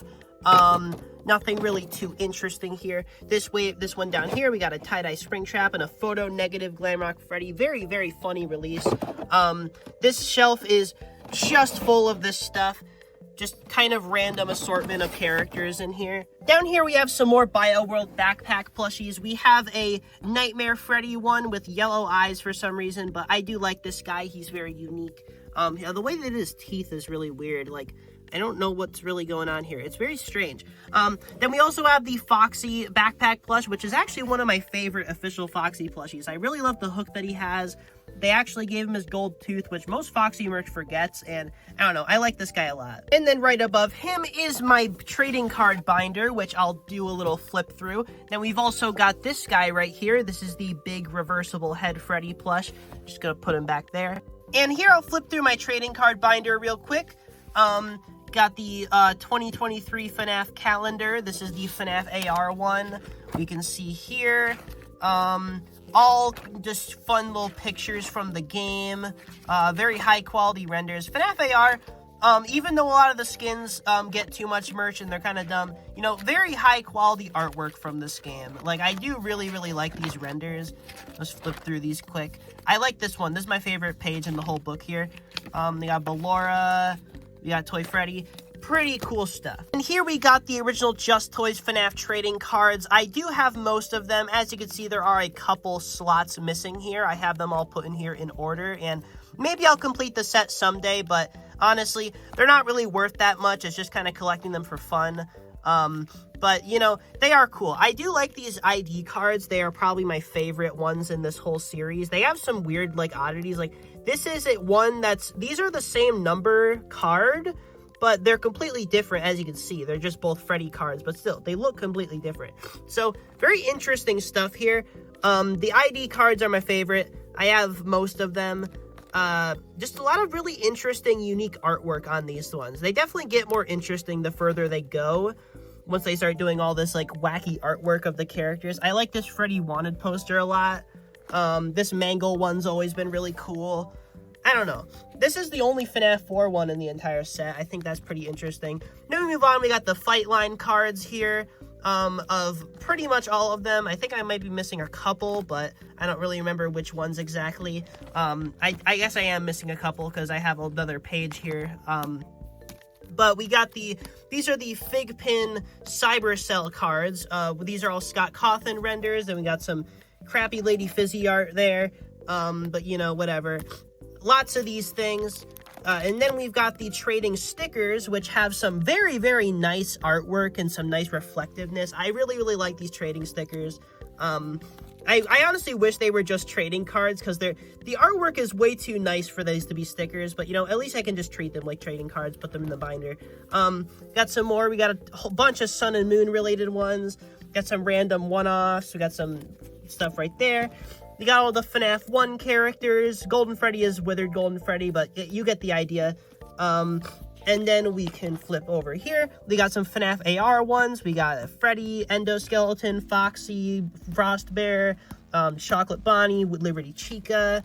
Flip over here. We got Pizza Sim. We got Helpy, Lefty, Funtime Chica, Music Man. This is actually, I believe, the only piece of merch of original Music Man from FNAF 6, which is very, very weird. And then flipping again, we've got some Help Wanted. We got that one. We got Glitch Trap, and we got Freddy. I would like to have more of the Help Wanted ones, and I do think it's interesting how Freddy has the Freddles included with him, which is obviously based on the hard mode parts and services minigame, but it's just kind of strange that they're there. Then we got some more one-offs. We got Yendo, Help Wanted 2 card. We got, well, actually, no, these are, I'm sorry, I got confused. Okay, we're off of the trading stickers now. No more trading stickers. Now we're on to more Figpin Cybercell things. So these are the Help Wanted 2 set of trading cards that they made. I actually got these at New York Comic Con. They had them a little bit early there. So I got Glamrock Bonnie, Mini Music Man, Yendo, Shattered Roxy, Shattered Chica, Staff Bots. We've got Pig Patch, we've got Biddy Bab, and then we flip again. We have Captain Foxy, Sun, Glamrock Chica, and now Ballora. And now we're moving on to some of the Fat Mojo cards. So we got Withered Chica, Bonnie, another Bonnie, with different text for some reason, and a different number. I don't even know what's going on. There's so many numbers on these Fat Mojo cards, and nobody's ever bothered to keep track of them. But, yeah, we got Nightmare Freddy, Freddy Fazbear. Flip over here, we got some more random Fat Mojo ones. We got Glamrock Freddy, Roxy, Glamrock Chica. We got Toy Freddy, Toy Bonnie, Toy Chica, the Withered Foxy right here. And then we flip again, and these are some bootleg trading cards that I got. These are extremely funny. Just a lot of random fan renders. Basically just Google image result trading cards. Look what's going on there. I opened these for a video once, and I just decided, you know, they'll go in the binder as well. Then we got this page with all the Circus entered, and Security Guard. These are extremely funny. I like these. And then I have the cases for them that they came in over here because this packaging is crazy. Like, look at that. That's crazy. But yeah, that's my trading card binder. 5 minutes of the video on that. Anyway, moving on to my desk. Here we have the Vanny and Vanessa Funko statue. Extremely cool one. Love this one. Vanessa's model on this statue looks better than the actual game. We got the Funko Mystery Mini little like single packs from Five Below. We got the 13-inch Freddy in box, and as well as the 13-inch Bonnie in box. I really wish they made more of these. The 13-inch figures were extremely cool, I thought. If they had actually made like the full Series 1 set in this size, and we got like a Golden Freddy and a Chica and a Foxy and a Springtrap, I would have absolutely loved those, but sadly we only ever got Freddy and Bonnie. Here we got some Twisted Ones mystery minis randomly. We got Twisted Freddy, Twisted Bonnie, Twisted Wolf. Here we got the FYE exclusive Freddy and Foxy 2-pack.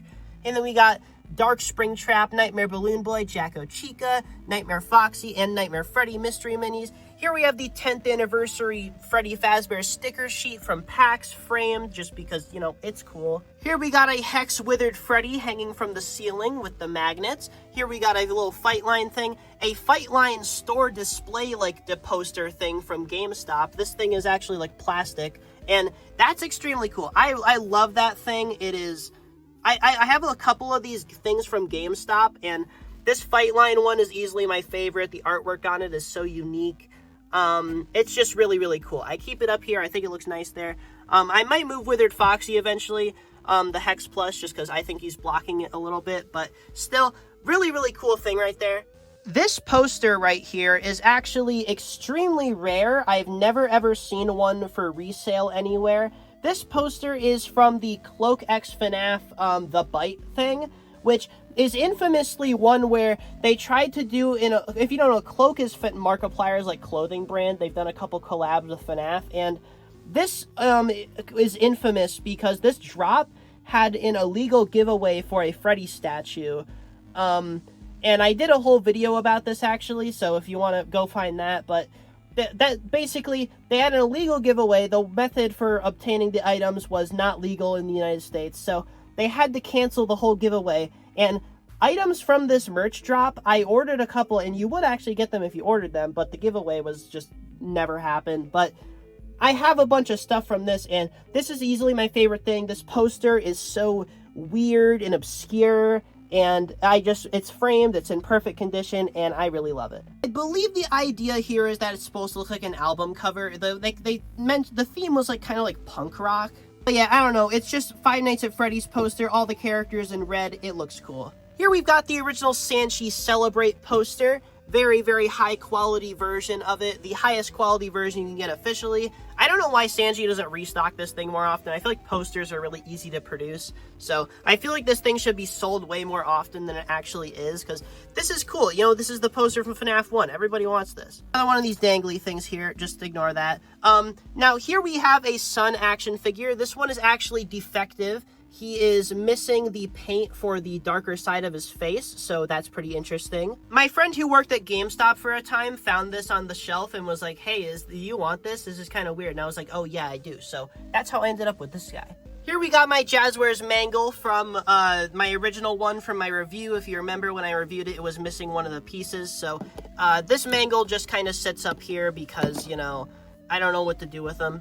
Here we got the green glow-in-the-dark Nightmare Freddy and the green glow-in-the-dark Toy Freddy Funko Pop. This one's exclusive to Walmart. This one's exclusive to FYE. And these are so weird. These are so weird. Like, they're literally just green. They never really did this for any of the other glow-in-the-dark Funko Pops. So I honestly wish they did, though, because I'd much prefer a glow-in-the-dark variant that looks, like, striking and weird than one that's just the same figure but with a glow-in-the-dark like coat on it, because if you can't tell something's different in the light, I don't really care. Like, something can be glow-in-the-dark and it can be a variant, but like if it doesn't look different than the original version cosmetically, then what's the point? So I appreciate these weird green versions of Nightmare and Toy Freddy. We've also got the Chase version of the Cupcake Funko Pop, which is, I think, based on the Phantom Cupcake from FNAF 3. Phantom Cupcake is kind of an Easter egg character in FNAF 3. He appears on the cameras sometimes. But in FNAF 3, Phantom Cupcake is solid black. This is, like, not at all what Phantom Cupcake actually looks like. Here we got the Nate Wants to Battle FNAF Ultimate Collection CD. Now, this is a Shark Robot product, which I think is funny just because, you know, I have a lot of Shark Robot stuff, but none of it is FNAF, and this is completely unlicensed, but it just has the characters on it, and I just think it's funny. One of the things on this cover, though, is this weird Abomination edit thing. I have no idea who this is. I have no idea what this is, but this extremely weird edit has always just been on this, and I have no idea what his deal is, but I like him. He's intriguing. And I'll be honest, I haven't even heard most of the songs that are on the CD. I mainly got it just because this cover has always, like... why is that there? That is so weird. Why? Anyway, here we got the FNAF Ticket to Fun kit. This thing was kind of disappointing to me. Like, it's very small. It doesn't really come... It comes with a decent bit of stuff, but, like, there's not very much to it if you open it up. It's basically just like a little in-universe like activity book thing. But calling it a book is kind of a stretch. You get a Jeremy Fitzgerald check. You get a little ticket thing. You get some recipes to make FNAF themed food. You get a little crappy newspaper. You also get a really cool security badge with this thing, to be fair, but that is on my pin board, so I'm not showing it here. Withered Freddy art on the inside, then you open it up and it's just kind of a couple pages of random stuff, you know, a little scroll. I don't know. There's a decent amount of stuff in here. It just, like, there's no lore in here. People are really expecting some lore to be in this thing, but because it is canon, but there's literally, like, we don't really learn much in this. It still looks very neat, though. I really love the artwork, so I can't really complain. It's a nice little pack. It's pretty cheap. It's worth the price. Here we got a hardcover version of Tales from the Pizza Place Graphic Novel Collection Volume 4, and, like, it's hardcover. I've never seen a hardcover version of any of these books besides this one. I don't know where this was sold or anything. I got it somewhere else, but, like, I don't know. It's just weird. It's like, why is there a hardcover version of specifically this one? And this one is also signed by the artist, which is pretty neat. It's also this little print on the inside of the Golden Freddy Springlock suit. Here we got another rare item. This is the FNAF Graphic Novel Trilogy box set. Okay, not necessarily rare. It does have a very weird thing about it, though, which I'll show right now. So, it comes with, obviously, the 3 novel trilogy graphic novels. But the copy of the Silver Eyes in here is weird because the copy of the Fourth Closet is exactly as every other copy looks. There's nothing special about it. But then, the Twisted Ones, the text on the cover is gold for some reason, which is not advertised in the box. It's not advertised whatsoever. These are unique versions of the book covers, but they are. We get golden versions of the Twisted Ones cover, as well as this version of the Silver Eyes cover, which replaces the silver text with gold. It gives the text gold and also makes the animatronics eyes golden. And this is a completely unique cover for the book. And I'm not exactly sure why it's different. They don't advertise it to be different, but it is. So, I don't know. If you didn't know, box set, different covers. Here we got a Soda-Roni drinking cup thing from Hot Topic. And yeah, it's pretty cool. I like these a lot. There's also an exotic beverage, which is somewhere else in the room. But this is the Soda-Roni can from Help Wanted. Here we got all of the Fig Pin Five Nights at Freddy's ones. I believe these were all limited to 950 pieces, if I'm not mistaken, which is pretty low. And then in here, I just have some random Funko Pops that don't really fit in elsewhere. So we got Lefty, we got Balloon Boy, we got Jump Scares Baby, we got Funtime Freddy Chase version, we got Jump Scare Funtime Foxy, we got Bon Bon, and we got Dreadbear back there. Just an extra Dreadbear. You know, you can't have too many. And then we've also got Funtime Freddy, we've got Games Springtrap. Hey guys, remember Games Springtrap? Then we got Glow-in-the-Dark Dreadbear, another one of the U2's figure. I have 2 of the Chase versions, and I have 3 of the regular version. And then up here, we have a Shadow Freddy plush that is 100% official. Got a framed, flattened Popeyes FNAF box right there, as well as 2 water bottles. This one has Twisted Freddy on it. I got it because it was Twisted Freddy merch that came out in the year 2024. And then here we've got this Glamrock Chica one from Security Breach, and this one's actually pretty cool. And then here we got a FNAF AR Mangle poster. Here we have a Creator Inc. FNAF Security Breach lava lamp thing, even though it's not a lava lamp, it's just kind of like, it lights up and all these little Security Breach logos spin around inside of it. It's pretty cool. I don't have it hooked up, but it sits right here. This is my desk where I work and record videos for the channel. So I have my microphone, I have my monitors and stuff. Here's my wallet. These are the little metal fig stuff. I have 2 of them sitting right here. These are the Chipper and Sons, Termite King and Seabill, I believe are their names. These are the little monitor buddies that U2's made, along with the Chipper and Tyke figures. And then obviously I got a bunch of FNAF stickers on my laptop, if you couldn't tell. Now moving it under the desk before we go any further, under my desk is just, you know, this little organizing of wires here and cables. We got all the U2 figures, just a bunch of boxes and stuff. Here we got a FNAF AR group poster that just kind of sits under my desk because I didn't have room for it on the wall anymore. Then we've got even more U2's boxes. I don't know what to do with these, so I just keep putting them here. Because U2's figures, they're too expensive to display in the box. They're too expensive for that because they don't really look good in the box. The boxes are too dark to display the figures well. But also, there's so many boxes now, so I don't know. They're just stacked under my desk. I didn't even mention, I have this desk mat, which is the Help Wanted art. I got this at Walmart. So now above my desk, we have some more Streamily prints. They're all signed by their respective voice actors of the characters on them. And very, very cool right here. I love these. This one is probably my favorite artwork, just the Chica and Vanessa one. It's very, very cool. That one's signed by Heather Masters. This right here is one of the most interesting things in my collection, I think. Now, this right here is actually a t-shirt in a frame. Now, this t-shirt is extremely special and probably one of the rarest things that I own. This is an original t-shirt from the Las Vegas Fright Dome Five Nights at Freddy's attraction. It is in amazing condition. I got it on eBay for $12. And whoever was selling this thing did not know what they had. But I have it, and it's been in this frame ever since I got it. And it is one of my like best finds I've ever had on eBay. Like, genuinely, like, I could not have gotten luckier. I don't know how this ended up there, but this is so insanely cool. So obviously, these are the shirts. I don't know if they were giving away or they were selling them, but either way, these shirts could only be obtained by people who actually attended the event, and it just looks amazing. Like, it's got this nice art of Freddy and Foxy. This is the basic cover art for the Fright Dome. It's got the giant Fright Dome text. It's so cool. It's just like, this is such a cool thing to own. Any memorabilia from Fright Dome is like grail to me, and the fact that I have this shirt in such good condition is amazing. It didn't even feel like when I got it, it didn't even seem like it ever been worn before. So yeah, Fright Dome t-shirt, amazing thing I have. This is one of my favorite and one of my rarest things in my entire collection. This is actually I said there were 2 things I'm split between as my favorite thing. I take that back, okay? This is probably the 3rd thing I'm split between.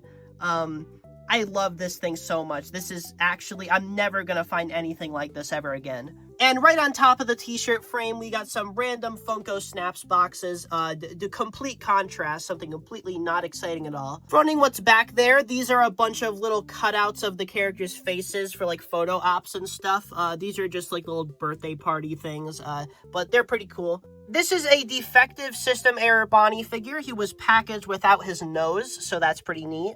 Here is a withered animatronic mug with a bouquet of Five Nights at Freddy's Funko pens. I found a bulk package of these things, and I was like, okay, that is amazing. So I have a bunch of these pens, specifically Freddy and Foxy there's a lot of. But I also got some other ones at the front here. We got a couple cupcakes. We got a Blacklight cupcake. We got a Springtrap pen. We got a Nightmare Freddy. We got a Golden Freddy. Just really, really neat little thing here. It's not really too exciting. I got Withered Foxy in the back, but I like this thing a lot. It's just nice. And these other ones at the front, I got separately from the bundle.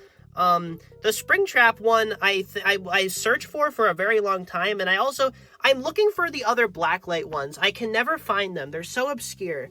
They made Blacklight versions of all the other characters, and I can never find them. I've only ever found the cupcake ones, so I don't know. I guess maybe I gotta look a little harder. We got this little Freddy, like, floaty thing. They're called Tsunamis. These are from Five Below. We got a FNAF AR merch store item. Everything from the original FNAF AR merch store is extremely rare nowadays, and this is a pretty cool one. It's just a little magnet, but that art is the most cool thing ever. Be honest, look at that. And then we just got some random action figures up here. We got a Toy Chica, we got a Mangle, we got a Lefty, and we got a Nightmare Freddy just chilling up here. Here we got a Foxy Funko Pop signed by his original voice actor from Ultimate Custom Night. It's Chris. I don't really know how to pronounce his last name, but he also voiced Foxy in FNAF AR and stuff.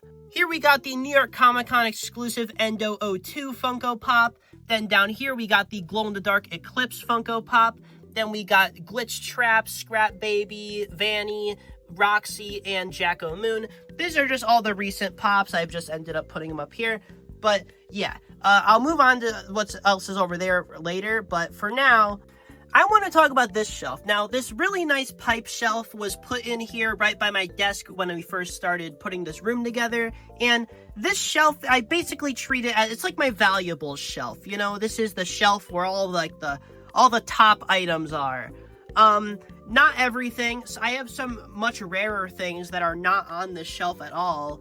There's only so much room on here, but this is basically just a big collage of stuff that I really like. So here we got the original version of the Silver Eyes book, before Scholastic had bought the rights to FNAF books. So here we have Five Nights at Freddy's The Silver Eyes. It's the original cover. This original cover is so much cooler than the other one.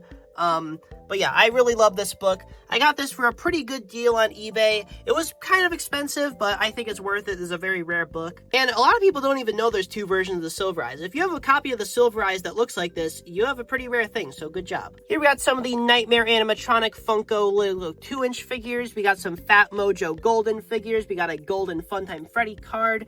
We got the Endoskeleton Mystery Mini that I mentioned earlier. Another Jacko Chica, Yendo, Funtime Freddy, Nightmare Yawn, Lefty, Glow-in-the-Dark Lefty, just a bunch of mystery minis. We got Blacklight Freddy, Blacklight Toy Freddy, Blacklight Toy Bonnie. Behind them is a Cloak X FNAF candle that is pizza scented and it smells awful. It is actually the worst smelling candle of all time. We got a little red balloon Foxy. We got a System Error Bonnie. We got a Withered Bonnie gold card. We got a classic Bonnie. We got a golden Springtrap. We got a regular Springtrap. We got a Cake Freddy U2s, number 261 out of 750. This guy's very new. Some more of those little Mexican things. I'm not exactly sure what they're called. I forgot, but you know, we got a Biddy Bab and a Chica. Here we got a Funko Shadow Freddy plush, infamously rare item. I got one chilling up here. Here we have a Freddy Fazbear AirPods case sitting right on top of a signed Vanny action figure, signed by Marta, not sure how to pronounce her last name. I don't want to get people's last names wrong, so I'm just not going to bother saying it. But signed by Vanny's voice actress, and you can see the certificate there. Same thing, this is a Glamrock Chica signed by Heather Masters, who is Glamrock Chica's voice actress. Very, very cool. I have these two ones. There were some other ones to get signed, but I wanted these two the most during that Streamily event, and these were expensive. Getting these signed figures was a lot during those events, but I'd say it was worth it. These are very, very cool. Now, what's above this shelf right here is where things really get crazy. So this is my, these are some of the biggest grails. So we got gold chrome Freddy, you know, gold Freddy fig pin, nothing too crazy there. We got original Sanchi Foxy, though, right next to original Sanchi Freddy. These are the only two of the original ones that I have, but I like them a lot. They're cool. It'd be cool to get the other ones, but they're so unbelievably expensive and unreasonable to collect nowadays. I just, don't care. Here we have the 2 official Five Nights at Freddy's bear bricks. It makes sense that FNAF got bear bricks. I'm not a big fan of bear bricks, but I cannot lie, it does make sense. And we have Freddy and Golden Freddy right here. Then we got the Exotic Butters Funko plush with all the butters still intact. We got some more Funko 2-inch figures of Bonnie, Springtrap, and Balloon Boy. Now we have a signed copy of the Twisted Ones, which is signed by Scott Cawthon. You can see his signature in there. I got this at Barnes & Noble. They had a little thing where they had I think every store got a small amount of signed copies. I remember my store had 2 or 3 of them. I managed to get one. Extremely lucky to have this, and it is extremely cool because it's the only Scott Cawthon signature I have in the whole collection. And right above this is a Christmas Journey, which is Scott Cawthon's old Christmas movie. I have it on DVD right here. This is very cool. And the whole family here, this always reminded me of William, this always reminded me of Michael, this always reminded me of Elizabeth. Here we got a weird convention exclusive there was one of the Funko board games. I have it, I'll show it later. It's in I think it's in my storage closet, but it's one of the Funko board games had this weird convention exclusive pack of gold variants of the figures. And I've never seen anybody talk about this thing, but I do have it. Really weird little release. It is still in the package and everything, but yeah. We got a little bit Funko Pop. We've got the exotic beverage little can thing. We got a random Bonnie squishy. We got the Funko Golden Freddy plush. Extremely, extremely cool. Mine actually looks exactly like the product image, and I think that's funny. Here we got the Golden Freddy Funko Pop. Extremely cool one. Very rare. Then we got some 2-inch Funko sister location figures. We got the Fredbear Blacklight Mystery Mini. We got some more of those Mexican little glow-in-the-dark minifigure things. These are from, little packs I talked about. They're called Vuela, I think. Vuela. That was what it was. It was Vuela. I got a bunch of those, and I have a bunch of these things. So, yeah. But, yeah, Metallic Glamrock Freddy, Glitter Glow Glamrock Freddy, who is actually a factory defect. You can see he doesn't have any, gloss on him, and he does not glow in the dark. Here we got a Mango Mystery Mini, an Egg Baby Mystery Mini. We got Livewire Freddy, White Balloon Freddy, Molten Freddy, who is one of the best Mystery Minis they've ever made. We got Jumpscare Ennard, Bonnet, Jumpscare Biddy Bat, who is one of the rarest Mystery Minis ever made. I got an extremely lucky deal with him. Extremely cool. Then we got the Fredbear Plush Mystery Mini and the Nightmare Cupcake. Yeah, this shelf is really just a giant cluster of rare stuff that I have with some random stuff thrown in, but I really, really love this shelf, and something needs to be special to me in order to end up on here. Although some things on here, I will admit, are literally just here to fill the space. So anyway, before we truly move on and keep going circling around the room, I do want to take a little detour and talk about this table right here. Now, this is my table where I record all my merch reviews. If you're familiar with my videos, this is where I record all of those. At least all my stuff is on here. Just random stuff that I think looks nice in the backdrop. Stuff that's very cool. I love this Golden Freddy mug. That's why he's here. Got a Foxy action figure. Got Zero Sugar. You got the Five Nights at Freddy's Pesto Aioli. I love putting weird stuff like this here. We got FNAF Cotton Candy. Got a little Toy Freddy thing. So some stuff here, I'll admit, is not entirely FNAF related. You know, Iron Man 3 Subway card. But this table is just my backdrop for videos. I even got my tripod just sitting here ready to go. Got my scissors for if I need to cut any zip ties. There are some other more interesting things on this shelf, though. Not shelf, table. This whole thing here, there's a Cloak FNAF blanket from the same thing as the poster I showed earlier. This has been on my table here where I review for the longest time. It's this nice red thing. It's kind of subtle. You can't really tell what it is in the videos, but yes, it is a big red Freddy face that says Cloak X FNAF over his eyes. Then we got some random stuff around here. Bendy, again, a couple non-FNAF things on this table. Then we got the Blacklight slime stuff from Just Toys. These ones are hilarious looking. They are so bad. The security breach ones are a little better, but they're still just really funny. Yeah, I'm not a big fan of slime, but these capsules are very endearing to me. We got Freddy mug. There is just random stuff inside of these mugs. Like this other Freddy mug has just got random minifigures and stuff in it. Just like random stuff ends up on this table. I can't explain the rhyme or reason behind any of this. It's just how it ends up. Here we got the Five Nights at Freddy's Ultimate Guide 2.0. This is a very recent book that ended up on here because of something that I might make a video on. If you see here, it says Chica's Secret Party. What the hell is that? That is real. It is in the book. And, you know, this book is just it's a real testament to a lot of stuff, but I'm not going to talk about that. Here we have the notebook here. This is just a random FNAF notebook. I have not written in it at all, but it's got some cool stuff. We got some Twisted Freddy. We got a little bit of Twisted Bonnie. We got some Twisted Chica, fake character, not even in the book. We got Molten Freddy, which is kind of neat to see. And then we got a Twisted Foxy in the book. So this is just a weird little thing. It has the Pizzaplex cover, even though with no security breach characters at the top. I don't even know. Like I said, no rhyme or reason behind anything on this table. And then here we got all of the physical FNAF games that I have. Here we have Five Nights at Freddy's The Core Collection for Nintendo Switch, which is FNAF 1 through 4 plus Sister Location. They should make an updated version of this that includes UCN and Pizza Sim, since they have gotten console ports, but I don't know when they'll do that. Here we got FNAF Help Wanted. Here we got Security Breach. Here we got Into the Pit, all on Nintendo Switch. Then we got some PlayStation ones. Here we got the Security Breach on PlayStation. Here we got Help Wanted 2. Here we got Original Help Wanted. Cool stuff. We've also got some other stuff. Taskmaster, move you out of the way. Here we got a Five Nights at Freddy's suitcase. You can see the arm extends right here. This is a prototype, actually. I'm not sure if this ever released, but as you can see, it's got a prototype factory sample tag from BioWorld. This is just another one of those things that's like, it's so weird. I just had to have it. I think it was like 90 bucks. Which, you know, for something that's probably this impossible to find, I didn't really think there was like a right price for it. I was like, you know, 90 bucks. You know, it's a big, substantial thing, sure. I have it stuffed full of the costumes from the masks you saw earlier. And it is sitting on top of this right here, which is the puppet box that the Jazzwares content creator, like, promo boxes came in. And I was very, very thankful to receive one of those, and yeah, this box is awesome. I already praised it enough in the video. It's extremely sturdy, like, well-made plastic board puppet box. It's awesome. Under this table, we just have some storage bins full of random stuff, like, what's this? Don't ask about that. And we got this rack right here, which used to be occupied by action figures, but it's now occupied by plushies. So, got a ton of these little Glamrock Freddys over here.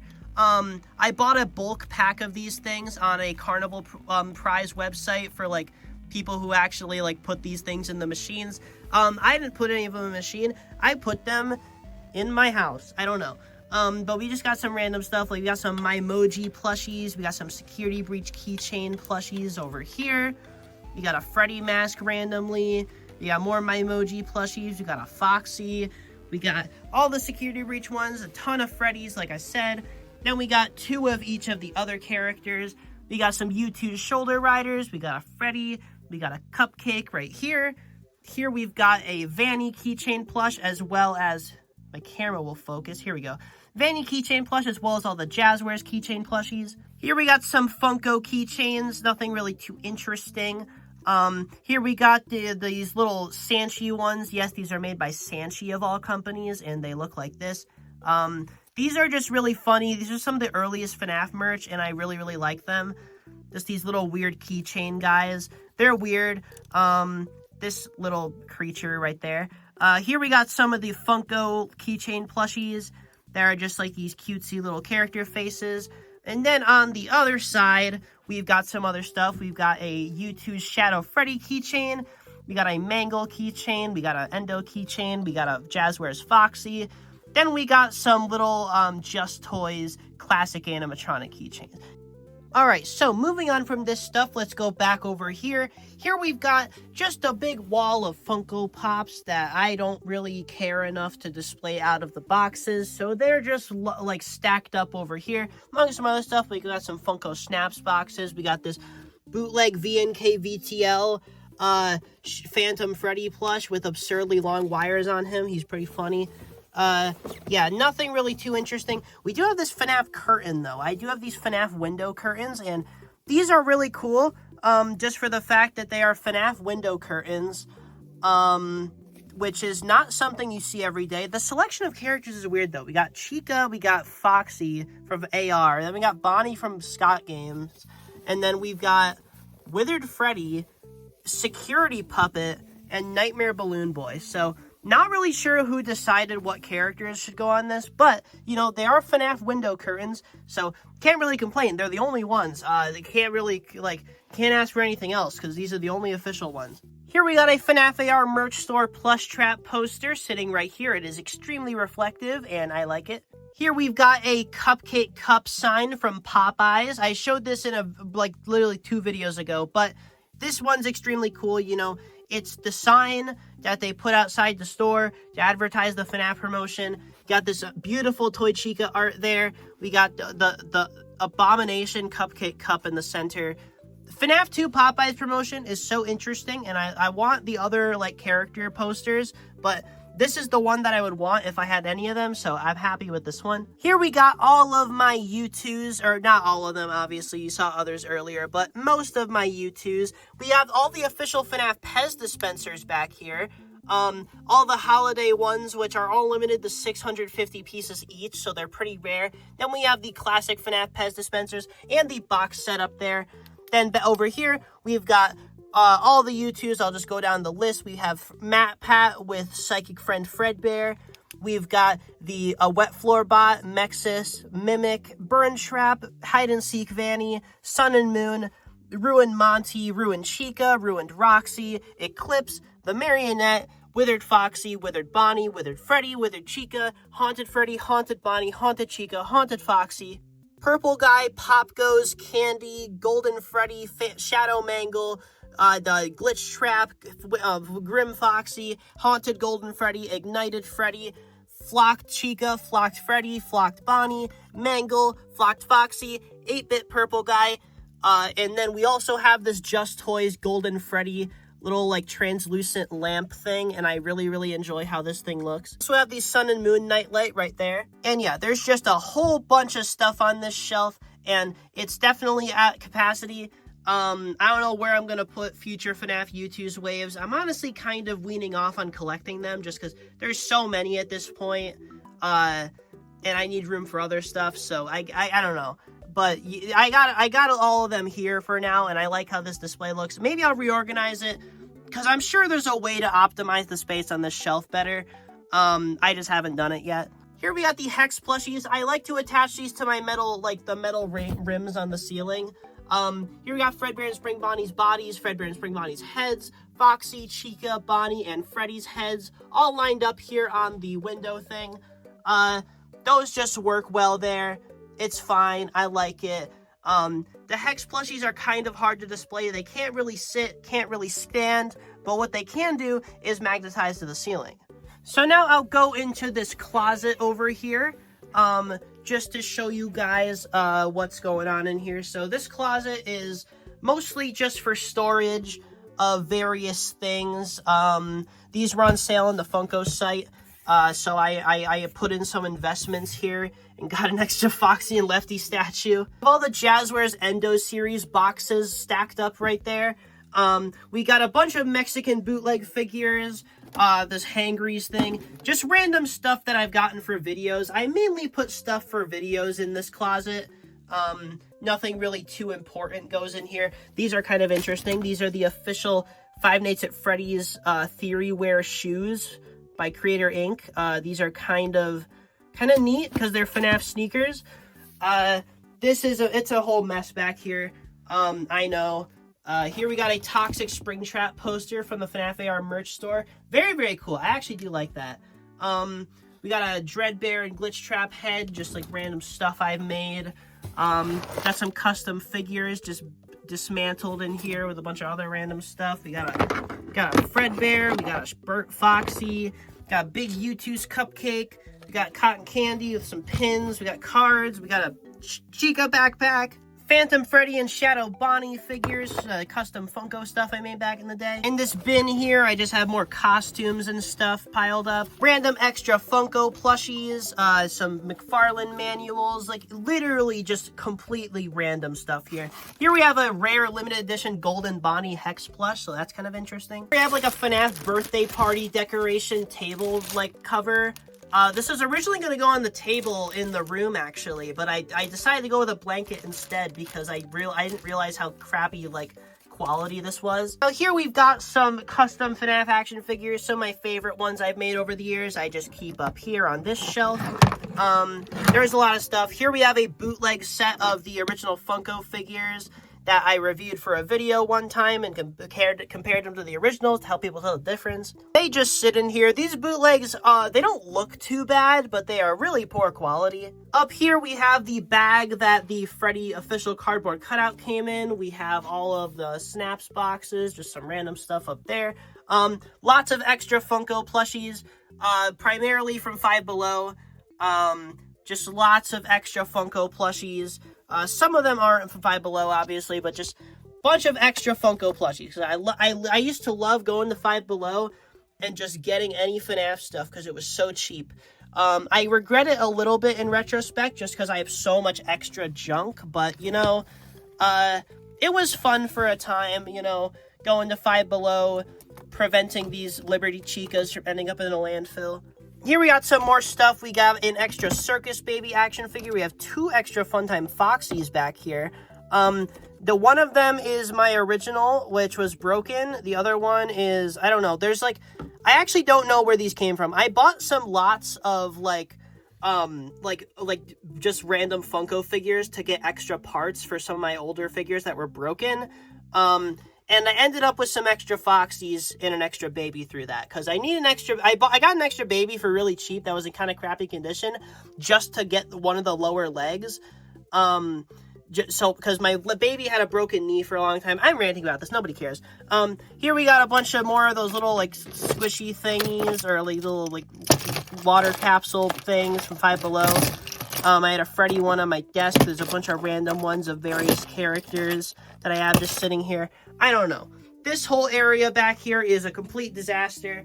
But, you know, there's just random stuff. Like, you know, Jumbo Radioactive Foxy. Why did Funko make that? Why did I buy it? Why did I buy it is the big question. Got some other random stuff. You know, some more bootlegs. This closet is where random stuff gets banished to, and I don't even know. There's just a lot going on back here. There's some more BioWorld stuff on the door. We got a Foxy backpack. This is the 2.0 version. This one's also good, but I think the original has some more charm. He's sitting over there. And we've also got the original Bonnie backpack. I didn't even mention this. I got this thing. These are meant for, like, vending machines. We got a little display here, as well as all of these stickers. These are... basically just like FNAF stickers that were meant to go in vending machines. I bought a bulk pack of them that you saw in my sticker tin earlier. There was a bunch of those, but yeah, I got them framed here just because I really like this little cardboard insert thing that's meant to go on the vending machine. That's cool. All right, so now we have this shelf over here. Actually, you know what? I forgot to talk about these. I just realized. We have all of the FNAF movie / 10th anniversary Funko Pops. These are obviously originally for the movie, but they are repurposed for the 10th anniversary. I have some prototypes of Chica and Bonnie from when they were for the movie, which I'll show later. Got the marionette. We got the Withered Golden Freddy, and this is the entire 10th anniversary set. Then down here, we got the Withered Pops, which are really disappointing. I like these two, but these two are hideous. We got some Ruin ones and the single security breach pop they made. Then down here, we've got all the Glamrock Sanchi plushies. So now moving over, we've got all of the Pizza Sim Funko Pops lined up right here. I like to display Pops out of the boxes sometimes just because I think a lot of the FNAF ones do look very nice. I'll probably end up putting these back in the boxes eventually just for space, but for now, I like how this looks. Got all Pizza Sim, got Rockstar, Freddy, Foxy, Orville, Helpy, Mr. Hippo, Happy Frog, Mr. Cupcake, Nightmare Foxy, Nightmare Bonnie, Nightmare Chica. We got Nightmare Cupcake, Jacko Bonnie, and then up here we got the Twisted Ones wave, so Twisted Freddy, Wolf, Bonnie, Foxy, Chica, Theodore. Then up here we got the OGs, we got Freddy, Bonnie, Chica, Foxy, Springtrap, who is one of my favorite, is probably my favorite FNAF Funko Pop. I love the Springtrap one, he's always been one of the best. Nightmare Freddy, we got Jacko Chica, who is actually a Wave 1 figure, I did a short about that. Here we got Phantom Foxy, we got Funtime Foxy, we got Toy Freddy, we got Shadow Bonnie, we got Shadow Freddy. Here we have the official Five Nights at Freddy's Clue game, which is very rare. I kind of just have it there, though, because it's a board game. You can't really display it. It's really hard to display, at least. And then I have some Glow in the Dark Pizza Sim figures in box, because I do have every figure in box, but some of the figures, the boxes aren't really worth displaying, so I just kind of got them wedged here. There's some random boxes. We got a Jazzwares FNAF plush display box, just a bunch of random stuff. And then moving up this shelf right here, we have the Jazzwares plushies. I need to figure out a better way to display these, but here we got the original set, Freddy, Bonnie, Chica, Foxy, Marionette. Then we got Mangle back there, Toy Chica, Toy Bonnie, Toy Freddy, and Balloon Boy. The toy animatronic ones literally just came out, and yeah, these are very cool. I really, really like this new style they're going with. I think it's a lot more versatile. I know a lot of people miss, like, the bulging out eyes on the FNAF plushies, but honestly, I kind of prefer the sewn-in eyes. I like how they look on these. I like Jazzwares plush style. I think they're doing a good job. They're on a good streak. I don't think they've had any bad plushies so far. They're all pretty good. And the materials they choose for these are so insanely soft and nice feeling. Like, these are, like, some of the nicest feeling plushies. Like, these are, like, I'm not even, like, exaggerating here. They're so unbelievably soft. Like, they have such good materials they pick out. And then up here we have the World of FNAF shelf, which is Jazzware's standard action figure line. We got Mangle, Toy Bonnie, Toy Freddy, Toy Chica, all of them in box, as well as the box set from Target. And I'm excited to have this line. I kind of have the idea because, like, the name reminds me of World of Nintendo, and I like displaying that. World of Nintendo is a toy line that I really like displaying. It's just like a giant cluster of figures. It really reminds me of how Jakks Pacific does their action figure lines, and I love Jakks Pacific, so I'm excited to have just like a crap ton of characters just all clustered on this shelf. It's gonna look awesome. I'm excited for that. But for now, it's just the first wave. And then right above, with more Jazzwares, we have the new action figures. These are all of the Endo series ones. We have all of them. We have Withered Foxy, Withered Chica, Withered Freddy, Withered Bonnie, Shadow Freddy, who is the Jazzwares Vault exclusive character. Then we've got Foxy with Chica, Freddy, and Bonnie. So I really, really like these figures. The Endo series definitely has its issues, but I think overall I like them a lot. I'm very excited for the toy animatronic ones that are releasing next year. So yeah, look forward to that. So yeah, the Endo series shelf and a World of FNAF shelf. I'm excited to fill these out. This is probably some of the most exciting additions to the collection I've had in years, just because, you know, it's a brand new line, and it's just like a fresh start in terms of FNAF merch, so it is kind of scary, because, you know, I'm already not necessarily, like, I'm not running out of space yet, but I'm going to be, and this line might be the thing that does that. But anyway, at the top of this shelf, we have the Sanchi re-release plushies. I hate this re-release Freddy. He is awful. It is such a bad plush, but the other ones are pretty good. And then behind them, we have a Loungefly New York Comic Con exclusive Foxy bag, which I really, really like. It's also kind of sentimental because that trip was very, very fun. But then also, over here, we have a Sun and Moon Loungefly bag that I got on clearance at GameStop. It was like 15 bucks, I think. So, pretty good deal. Now, taking it down here again, we're going to go from the bottom to the top. Here we have this shelf, which has some FNAF slippers, but also the FNAF pillow pets. These are the official ones. And Bonnie is based on the Funko Tie-Dye Bonnie plush, which is kind of funny. Foxy, I don't know what's going on with him. And then Freddy looks amazing. And then beside them, this is the shoe box that the official FNAF, like, Creator Inc. shoes came in. Then here we've got the, Have a Killer Day, you know, the Funko Popsies. This was, like, a weird sideline they did. I have all of them on this shelf. This shelf is just for random stuff. You got the ducks here.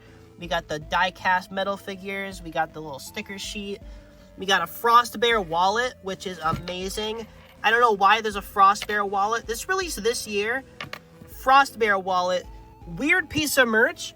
I had to have it because it's a Fazbear wallet. Here we got some of the smaller ducks. We got Circus Baby, Foxy, and Freddy. Here we got the Chocolate Bonnie Popsies. We got all the arcade vinyls, Toy Freddy, Golden Freddy, or it was actually Fredbear, Foxy, Plush Trap, and Nightmare Freddy. And then we got just a trading card tin with a bunch of extra cards and a mug. And then up here we've got just some Japanese FNAF merch. This shelf is pretty much entirely dedicated to Japanese stuff. We've got these little LED light things. You can turn them on and they flicker a little bit. These are very, very cool. I like these a lot. Just these little acrylic standy things. And then we got these plushies. These are exclusive to Round 1 arcades. So are these. Round 1 is a Japanese arcade chain, and they had a collab with FNAF that was exclusive in Japan, so I had to get these imported, but these plushies are so unique. They're adorable looking, and I absolutely love them. And it's just so cool because international FNAF merch is not a very common thing. So having this whole set of FNAF plushies that is entirely exclusive to Japan is so cool. And also from Japan is the Freddy Fazbear Nendoroid figure. Now, I do have the pre-order exclusive base here, and he is awesome. I absolutely love this guy. I loved him when he came out, and I still do. And I'm patiently awaiting them to make literally any other characters. I was really hoping they'd make a Springtrap Nendoroid because I think he would translate really well, but we'll have to wait and see. Speaking of Springtrap, I have a random Springtrap beanie that I pinned right here. Then we've got a bunch of hex parts just magnetized over here, as well as some Dreadbear plushies wedged in here. We got 3 right here. I have some more down the line, but I have no shortage of Dreadbear. Now here we've got my shelf for ultra rare stuff. This shelf is for prototypes primarily, but also some random stuff. Here we've got the Steel Wool Studios sheep plush. This was released for a Pride merch drop that they did for charity, and this is an extremely rare plush nowadays. It is literally just a generic sheep plush wearing a Steel Wool t-shirt, but still, it is extremely rare nowadays. I've never seen another one for sale. I do know a couple people who had them, who bought them when they came out, but yeah, this is just an obscure little thing, and it's a plush of the Steel Wool sheep, which is interesting. Here we got a little Dreadbear pin right here, which looks awesome. This is from one of Steel Wool's PAX booths, and yeah, I like to have Dreadbear merch. I wish I could have more of these Dreadbear pins, but, you know, at least I have one, and he's being held by the person who made him. I say this like Steel Wool is just a single person, not a company, but, you know. Now, here we got some Freddy and Foxy salt and pepper shakers. Everybody seems to agree that Freddy is salt and Foxy is pepper. Let me know what you think. Here we got the Funko Glow Foxy figure, who is infamously the rarest Funko action figure ever made. Here we have the New York Comic Con exclusive Loungefly Foxy curtain pin. Here we got some FNAF AR merch store framed Jacko Bonnie and Jacko Chica socks. Just a very weird thing that I've never seen anywhere else before, and they're very cool. They have never been worn before. I just put them in the frame because it's easier to display them that way. And this art is so cool. Like, look at the poses. This is awesome. Now, moving on to my prototypes. Now, I'm gonna go talk about these. I got them all separately, but U2's has been extremely kind to me over the years. They've sent me so many things, and these prototypes are so insanely special to me, especially because I own the original prototype for the Dreadbear U2's plush, and Dreadbear is my favorite FNAF character to have merch of. I love him.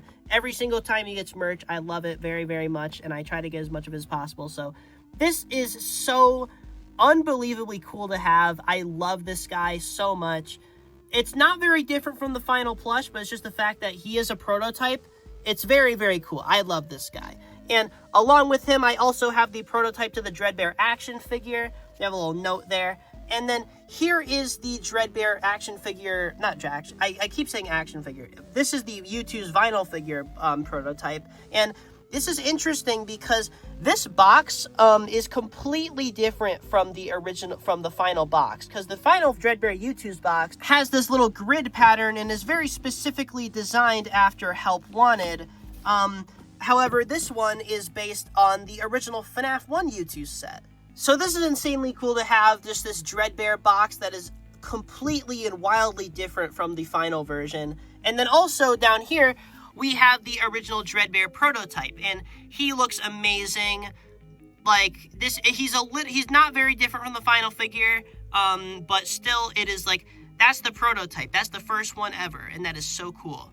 Also have the original prototype to the Mimic U2's figure. This one is notable because he has slightly darker colors, and you can see the tarp on his head is black rather than the dark brown they chose on the final figure. Here's a comparison. As you can see, the prototype colors are quite a bit different, and it's very, very interesting. And I really, really love this Mimic prototype. This was so cool to get at the time because it was the first ever merch for this like brand new character who's so important. I also have the original Springtrap U2's prototype, and this one is insanely cool. He is completely different from the final Springtrap plush, which you saw earlier in the video. This guy is wildly different. Basically what happened here is that they revealed this plush. It got a lot of criticism for the colors and just the overall design. So then they completely redesigned him for the final plush, and it ended up looking a lot better. But they were very kind enough to send me the original prototype version of Springtrap, and this is amazing. And it was very, very cool when I received this because I didn't know if U2s actually like knew that much about me, or if they were just sending me it because I'm a YouTuber who can show it off. But they sent me this guy here who is extremely cool, and along with him, they sent me the Dreadbear figure completely unprompted. They did not tell me they were sending me the Dreadbear figure, but I'm so happy about that because I didn't explain this earlier, but when I got this Dreadbear U2's figure, he had not even been announced yet. We had no idea that he was even happening, and suddenly I opened up a box, and along with this unreleased Springtrap plush, I had this unreleased Dreadbear figure, and I believe the reason why they sent me it, because I didn't know if they were actually looking at these, but I had been sending them tweets that were like pictures of all my Dreadbear stuff, and I was like, hey, make a Dreadbear figure, please. I want it so bad. Please make it. And then they sent me the prototype of it, and I got to reveal it. I got to reveal this figure to people, and I was the first person to ever show it off. And that was one of the coolest experiences ever. That was so insanely cool, and I just wanted to go on a tangent about that because I was so thankful for that. Then we've got these guys, which are these prototypes of the movie Bonnie and Chica Funko Pops. Now, these were repurposed into the 10th anniversary figures, so they are definitely a bit different, but as you can see, they have this like grain texture on their suits to represent their fur from the movie. And I genuinely think this texturing looks very cool. I wish this ended up on the final figures, but I guess it's because they ended up changing them to be game branded on the final figures. They decided to remove this very movie-specific texturing. But you can definitely see that texturing left over on the Foxy figure because his cheeks are extremely detailed and he looks kind of off compared to everyone else. And this is literally just because everyone else did have details like that before, but they decided to keep it for everything except for Foxy's cheeks for some reason. I don't know why they were trying to hide that these were based on the movie. Foxy's literally wearing his trousers from the movie. But oh well, these are extremely cool prototypes, and I really like them. It's just cool to have some prototypes that are like molds that never even made it to market, because that's very uncommon, you know. It's very expensive for companies to change the molds on figures, so the fact that these are so different from the final figures is really interesting to me. And then behind them is a test shot sample of the ruined Chica Funko Pop, and she's not very interesting. She's definitely the least interesting prototype I own, but she's still cool. And then up here, I have not addressed him yet. This is a Dreadbear figure that is a complete defect, and he has been packaged upside down, and this is my I have a lot of this Dreadbear figure, this exact same Dreadbear action figure. I have like 25, 30 of him. This is my most unique one, which is why he's special. And then there's a big Foxy sticker on the wall. Alright, so here we have my little Blacklight display. We got all the figures in box. You got the 2-inch figures, everything here.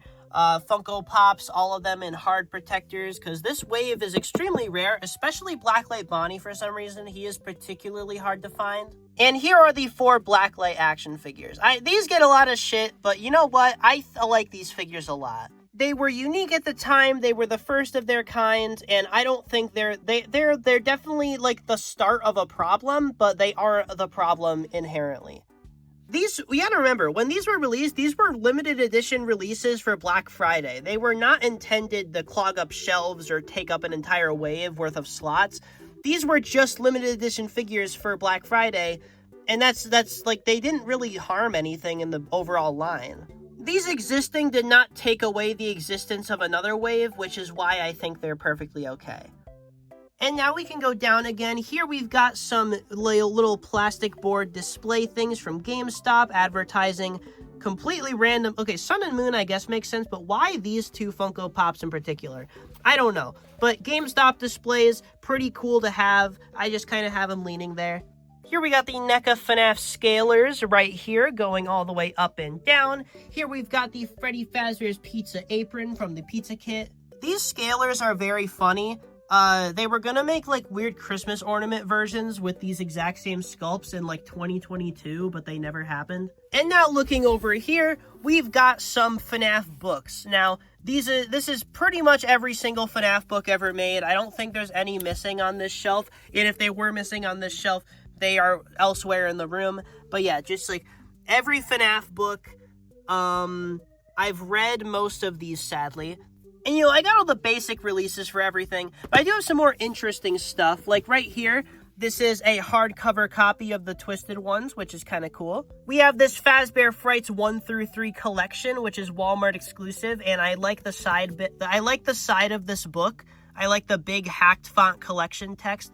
I mean that genuinely. Like, I think this book looks cool from the side, and that's why I like it. It is insanely thick. This is literally just 3 entire books slapped together. Then they also did this Tales from the Pizzaplex 2 and 3 bundle thing, only at Walmart, and they also redrew the cover for Haps, which I actually really, really love this new cover. It looks way better and cooler. It also reminds me of the Mimic a lot. You can see on the side here, nothing really too interesting there, but this is pretty cool. It does have a poster inside. I actually completely forgot what the poster looked like, so I gotta fold it out. The fold-out poster is of Moon. And then this book also has an extra story included in it called Monster, and I don't really remember what this story was about, but I do remember it was very controversial. This story is exclusive to this collection thing. I think it was about... I don't even remember. I think it's about like cancel culture or something. I don't know. It's some weird story. Doesn't really have a lot to do with anything, but I don't know. A lot of Tales of the Pizzaplex and Fazbear Fright stories don't really have anything to do with FNAF, though. A lot of the time, I think these stories are just kind of nonsense. But, you know, whatever. I'm over it. And we got some other cool stuff. We got the Security Logbook. Cool looking hardcover book right there. That is obviously a big, big piece of lore. Then we've got this right here, which is Fazbear Frights 1 and 2, not 1, 2, and 3. There's a collection 1, 2, 3. There's a collection 1 and 2, but it is hardcover, and it kind of combines the two covers, which is pretty cool. And I like this one a lot. It's just kind of neat to have. There's nothing really special about it. It is literally just the 2 books slapped together, but the fact that it's hardcover is very nice. And then we got probably, I was getting this confused with the box set earlier, but this is probably one of the actual rarest FNAF books.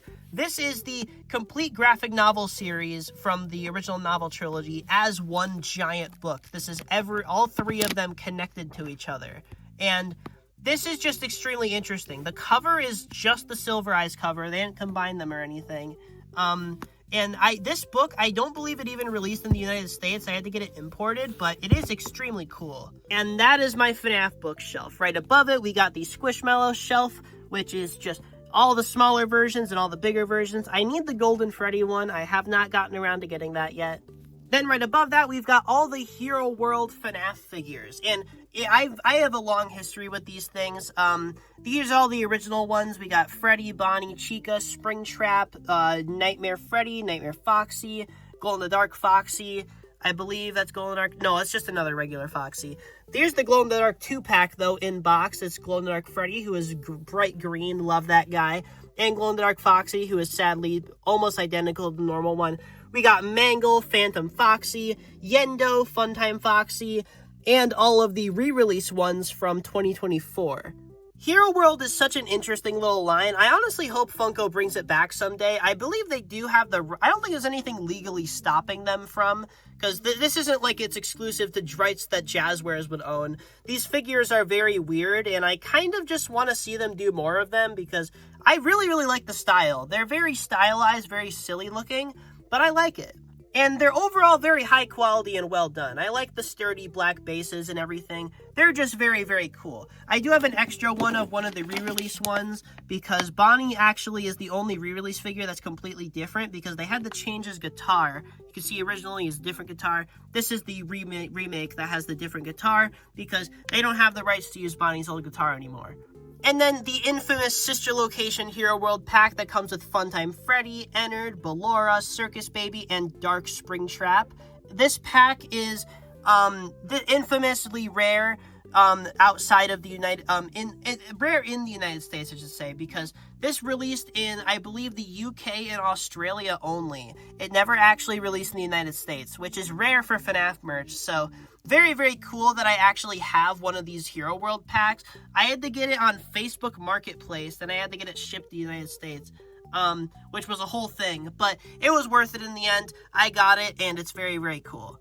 I am not going to count on getting out-of-box versions of these figures, though, because a lot of them are extremely, extremely rare. It is weird, though, too, because this big pack of Sister Location figures never released in the United States, but for some reason, the other two packs from the wave did, because Mangle and Phantom Foxy, as well as Yendo and Funtime Foxy, were actually figures that were meant to be in the Sister Location wave, and those got released in the United States, but for some reason this big pack did. So you could get Funtime Freddy and you could get Funtime Foxy and Yendo in the United States, but you could not get the actual Sister Location cast, which is so bizarre. So now moving up to this shelf, here we have my 100K YouTube play button. Obviously extremely awesome to have. I worked really hard for this thing. You know, I have a YouTube channel, if you didn't know. And yeah, I kind of just have it sitting here in its original box, just kind of propped up. Maybe I'll hang it someday, but, you know, I kind of like it like this. You know, this box, I don't want to get rid of this, so, you know, keep it with the play button, sure. And it works out, because the play button ends up perfectly in the backdrop of my reviews. Here we got the Hex Puppet and Hex Nightmare Yon plushies. Puppet is holding a little squishy puppet figure. And you can see back there, these are the old FNAF posters that actually ended up getting recalled. This is a display box for them. And these ended up getting recalled for using the M16 NES fan models. Like I said earlier, these are infamous, just like the SFM Gmod FNAF models. And a merch company managed to make a whole set of posters just using these designs on them. And it is such an interesting little piece of FNAF history, and honestly, I kind of like these posters. I know, like, you shouldn't be taking fan models, but, you know, they are very cool looking, and, yeah, I don't know. This was some of the earliest FNAF merch ever made, and it's just cool that one of these display boxes survived long enough for it to end up on eBay and I could get it. It really wasn't that expensive, too. It just ended up finding this, and I was like, oh, hell yeah, that's awesome. Also, I'm pretty sure this is from a Toys R Us, because that's usually where these were found. I remember seeing one of these back in the day at a Toys R Us. I don't think posters are this cheap anymore in regular stores like that. I think they're more like $7 nowadays from what I've seen.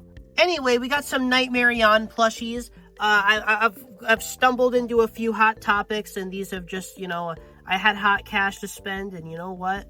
Sometimes I could just, you know, I have a problem of buying multiple of plushies that I really like. Okay, let's be honest. Three is pretty reasonable. Nightmare Yon is one of my favorite FNAF characters, and I just really, really like that this plush exists. The Hex one is extremely cool, too. I also really... The Hex puppets, I just think they should make more of these. I don't even care, okay? Make, like, Security Puppet, Phantom Puppet, just, like... Whatever possibilities there are for puppet plushies, Hex should make all of them. Here we got the cases for the FNAF Fanta. We got the orange and the Zero Sugar. We've also got the mini ones. We got a bunch of the actual cans down here. We got a Chica standee. We got a little bag. We got a classic Balloon Boy squishy that looks terrible. Here we've got a retro Spring Bonnie Sanchi plush, as well as the Glitch Trap U2 plush. Some more FNAF sodas back there. We got the FNAF chocolate bars. Up here, we got the other two FNAF chocolate bars. We got the Sanchi latex Freddy Fazbear mask. I talked about this guy in a video earlier in October for Halloween.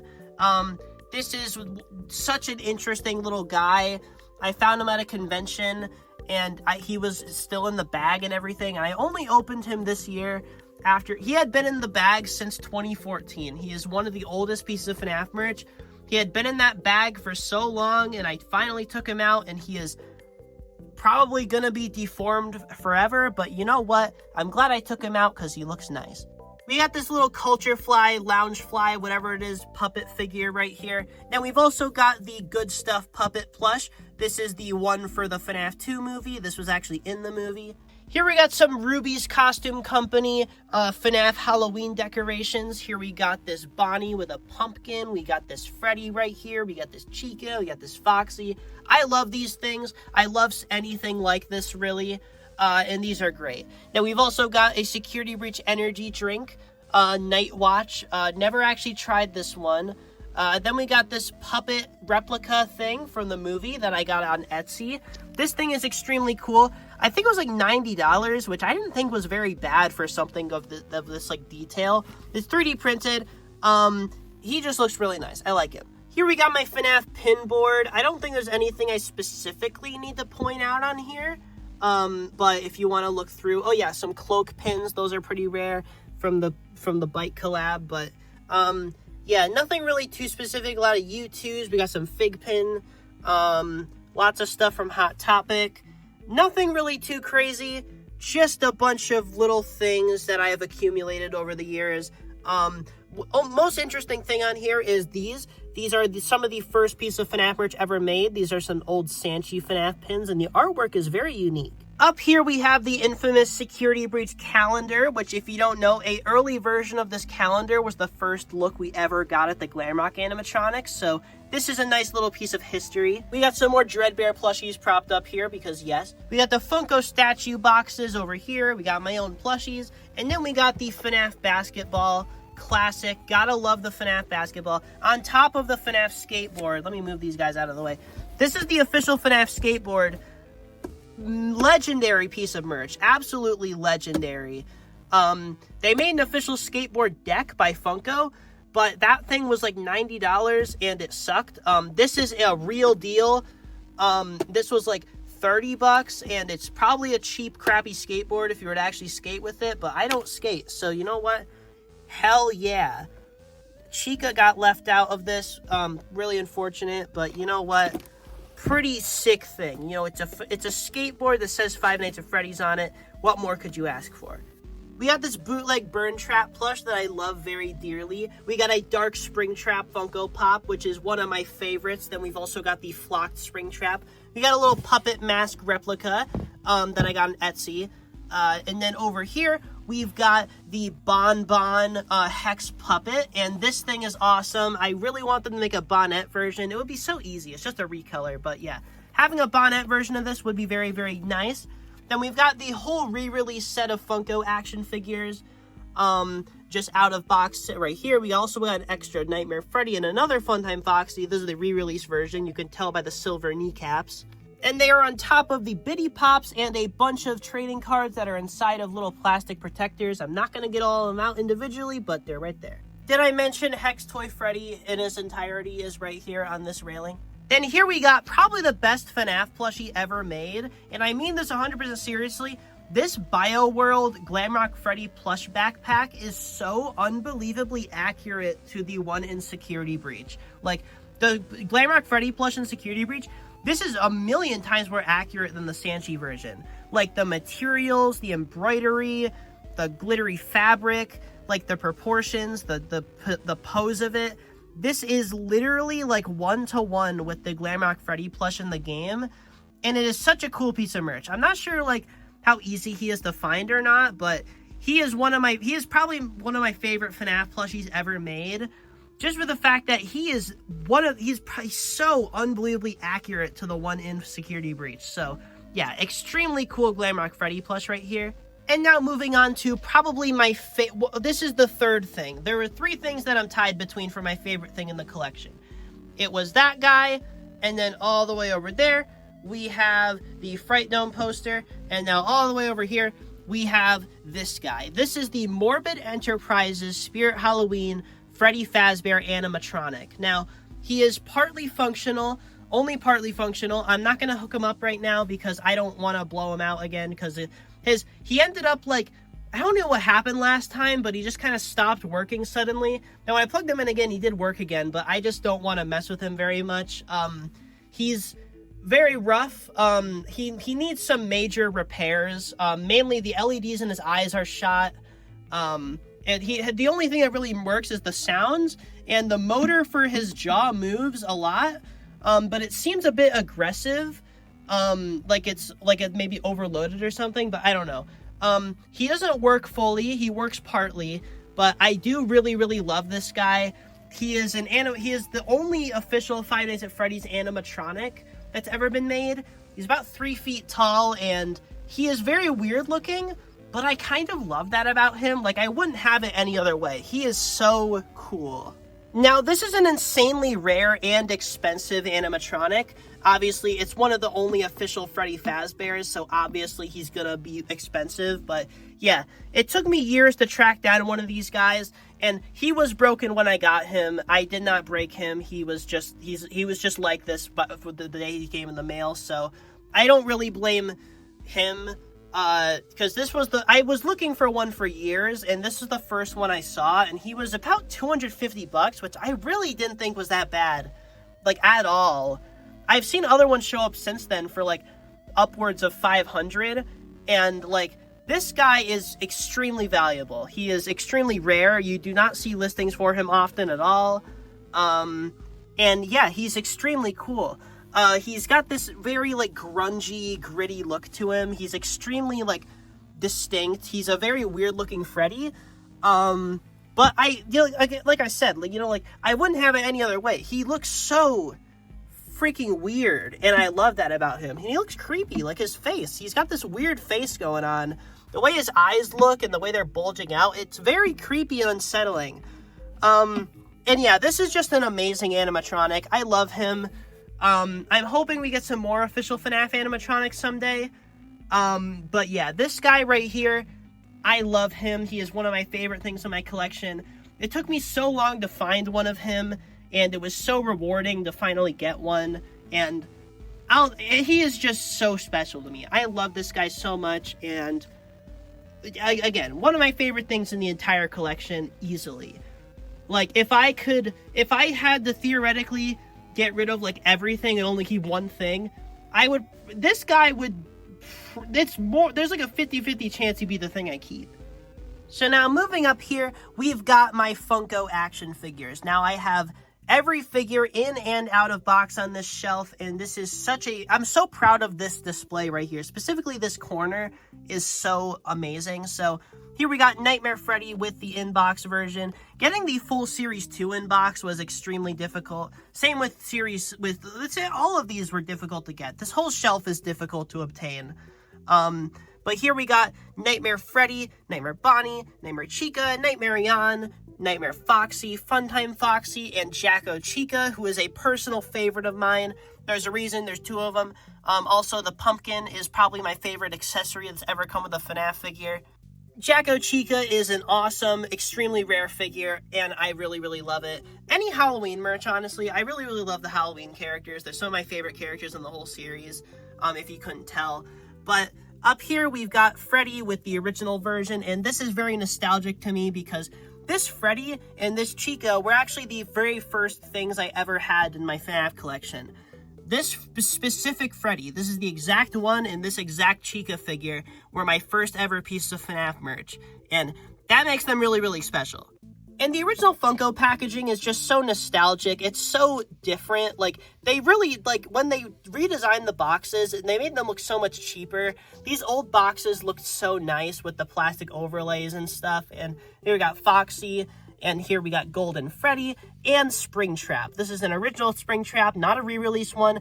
Even though the re-release one is probably objectively better, he just has better paint, better, like, joints and everything. He's the only figure that really, like, I think is, like, objectively better in the re-release version, but the 2016 Springtrap still has its charm. Here we got the Funko Glamrock Freddy and Gregory statue. I just think he fills out this corner nicely. We got the Ballora action figure with the original box and the Walgreens box, which is the same thing except it has baby on it and it's a bit smaller. Here we got Funtime Foxy with the original box, Circus Baby with the original box and the Walgreens exclusive glow-in-the-dark variant. Here we got Funtime Freddy and the original in-box Funtime Freddy.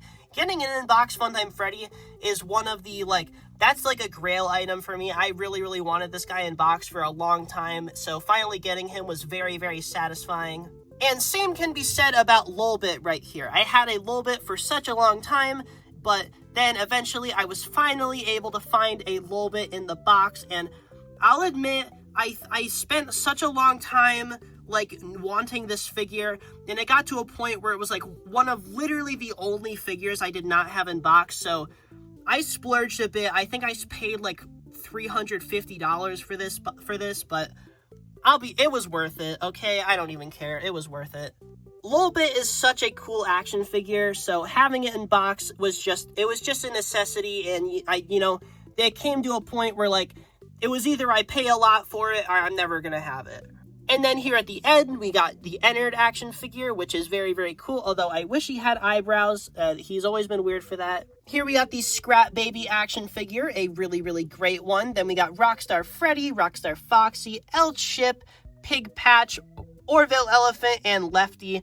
As you can see, I do not have the original release of Orville Elephant in this type of, I don't have the original release of Orville Elephant in box. He's the only one that's eluded me. If you can't tell the difference, actually, the re-release versions of the figures do not have this plastic film. Because you can see here, a newer figure, there's, no plastic overlay over the figure inside the box.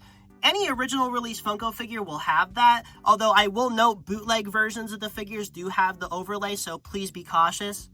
But yeah, I have not found an Orville, but I do have all the other Pizza Sim figures in this type of packaging. Finding an original Lefty was very, very difficult because of the re-release. It's very hard to dig through because most people don't know the difference when they're selling these things. But I did eventually find an original Lefty for a very good deal, so that's cool. And I like to put the Funko Snaps Helpy with the action figures just because I think he's basically a regular figure. He fits in very well. He's proportionally accurate to Helpy. I just think he works here. And here we got all the crappy Security Breach Funko action figures. They're very infamous. Everybody knows about them. Then we got the Sun and Moon action figures, which are amazing action figures. I got the DJ Music Man Funko Pop down here just because he doesn't really look like a Funko Pop. He's really small. He's not really well scaled with anyone. I didn't know where to put him. And then, I figured he'd look pretty nice on this action figure shelf, so that's where he is. Just gotta get some more Security Breach representation here. I don't think I've ever talked about this DJ Music Man Pop in a video before. Despite his size, I wish he was bigger, but he really is just a perfect little figure of DJ Music Man. He's very detailed. He looks very, very good. And here we got Eclipse, Ruined Roxy, Ruined Chica, extremely detailed. This is the last ever set of Funko figures. Here we got Photo Negative Glamrock Freddy, who is extremely funny. And then here we got all the FNAF AR figures, or not all of them, obviously, but these are the important ones. We got Frost Bear, and then all the Arcade Mayhem, and then the Toxic Wasteland guys. Toxic Springtrap, he is an interesting looking guy right here. But then we got the 13-inch Freddy and Bonnie out of box right here, and that is my main Funko action figure display. Oh wait, I almost forgot. I got the Dreadbear shelf up here. We got Captain Foxy, Walmart exclusive. We got Dreadbear, Grim Foxy, Jacko Bonnie, and Glitch Trap. Okay, that's my main Funko figure display. And I'm very, very happy with this. I think this looks great, especially this corner, like I said. And yeah, I just got them all lined up here. This is pretty good, and it's satisfying because this line has ended, so it is complete. And that basically wraps up the main room.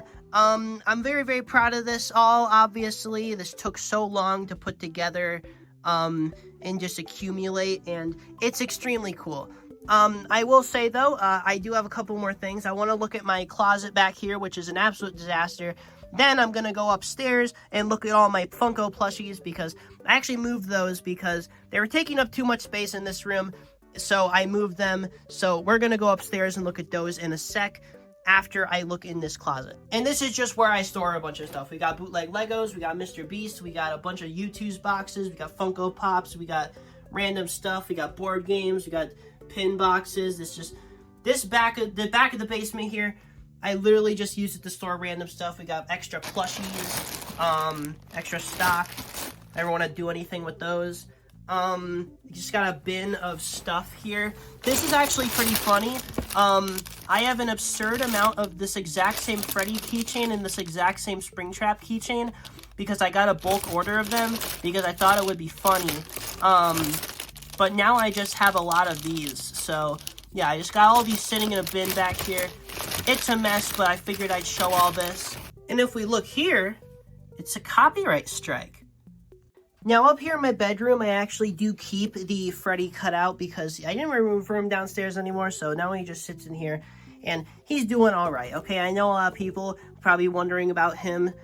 He is up here now, and I do really like him still. And over here, we got my bed, and then here we got the Funko plush display. I am extremely proud of this.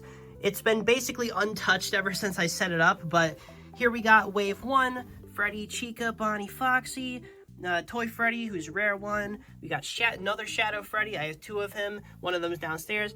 You got Phantom Foxy, Toy Chica, Toy Bonnie, Mangle, Puppet. We got the movie Cupcake. We got a Good Stuff Chica. We got Puppet, Cupcake. Got the Jumbo Good Stuff Cupcake. We got Lefty, Rockstar Freddy. We got another normal Lefty sitting here. We got a Springtrap. We got the Blacklight Security Breach plushies. We got the Jumbo Funko ones all lined up here. Jumbo Nightmare Freddy is a favorite of mine. I also really like Nightmare Cupcake. We got the full Blacklight wave in the display box. This is awesome. I really, really love this display box. Little characters fading in at the back is really, really cool. Just the colors and everything. The Sister Location plush display box is also very rare and cool. I've got all of them. I got Funtime Freddy, Funtime Foxy, Ballora, Baby, Ennard, Black Eye Ennard, Bonnet. You don't know there were 2 different versions of Ennard. That's a little fun fact. We got Lolbit right here. We got Frost Bear. We got Spring Colorway Jumbo Foxy, which is another UK exclusive FNAF product, which again doesn't happen often, but it does happen a couple times. And this is a UK exclusive, so I'm glad I have him. I imported him. I was trying to import the Jumbo Freddy that they made for the Spring Colorway set as well, but sadly that one I was not able to get. But, you know, at least I have Foxy, and I don't really know where Freddy would go in this equation anyway. Here we got the full set of Security Breach ones. These are specifically the fixed soft versions, which is why they're in a Security Breach box. If you don't remember, they released the Security Breach plushies originally way before the game came out. They kind of sucked. They had crappy materials, and they didn't even have any Security Breach branding. And then when the game came out, they re-released them with softer materials in a Security Breach box. Then here we got the Pizzeria Simulator plushies. We got all of them here, including Candy Cadet, who's a rare exclusive. Then we've got Helpy, Jumbo Helpy, who's another exclusive, and the Security Puppet plush, which isn't technically from this set, but it's a FNAF 6 character, so he goes here. We got some FNAF bed sheets, pretty cool. And then we got the Jumbo Vanny, Jumbo Toy Bonnie, and the Backpack Helpy. Here we got the FNAF AR firework display box with just a bunch of characters in it. You know, we got Chocolate Freddy, who's a Funko.com exclusive, which is kind of interesting. But yeah, all these guys here. Frostbite Balloon Boy is funny because he doesn't look like a FNAF character. All the tie-dye plushies, some of the Twisted animatronic plushies. I'm missing Twisted Chica and Theodore. Down here we've got all the other AR plushies, all these really crappy ones that were mega clearance at GameStop and end up at Five Below. We got all the color variants of those ones too. We got all the Spring Colorway plushies, which I actually like. These are very nice. The pastel colors are very pleasing. We got a cluster of the Way Too Many Sun and Moon plushies that Funko made. I like this one because it's like Eclipse, but it's not ruined or anything. Here we've got U2's just kind of random stuff. We got all the holiday plushies lined up here. We got more Sun and Moon. We got Fanverse plushies. We got Vanny. We got Colorway Vanny. We got Ennard fell back there. We got Elf Bonnie. We got Christmas Freddy. Then we go up here, and then we can reposition my light a little bit. Here we go. We got 10-inch Nightmare Freddy and 10-inch Nightmare Bonnie, along with Backpack Help Wanted Springtrap, along with Backpack Regular Springtrap. These are very, very interesting. This guy's really, really weird. He's got these big, weird feet. Really, really love both of these Springtraps, honestly, though. They're just so funny looking, and I can't help but appreciate them. Jumbo Funko Glitch Trap is hiding back there. We got Chocolate Bonnie just kind of chilling. Then up here we got 10-inch tie-dye Freddy, or that's Foxy, then 10-inch tie-dye Freddy over here. Then we got the Jumbo Good Stuff Blacklight Cupcake, Jumbo Blacklight Foxy, and Jumbo Blacklight Freddy. And 2 extra Dread Bears for good measure. So yeah, this is where all the Funko plushies have been the whole time. I did not forget about them. I did not get rid of them. They are just in a different room now. And yeah, thanks for watching the collection tour. Woo!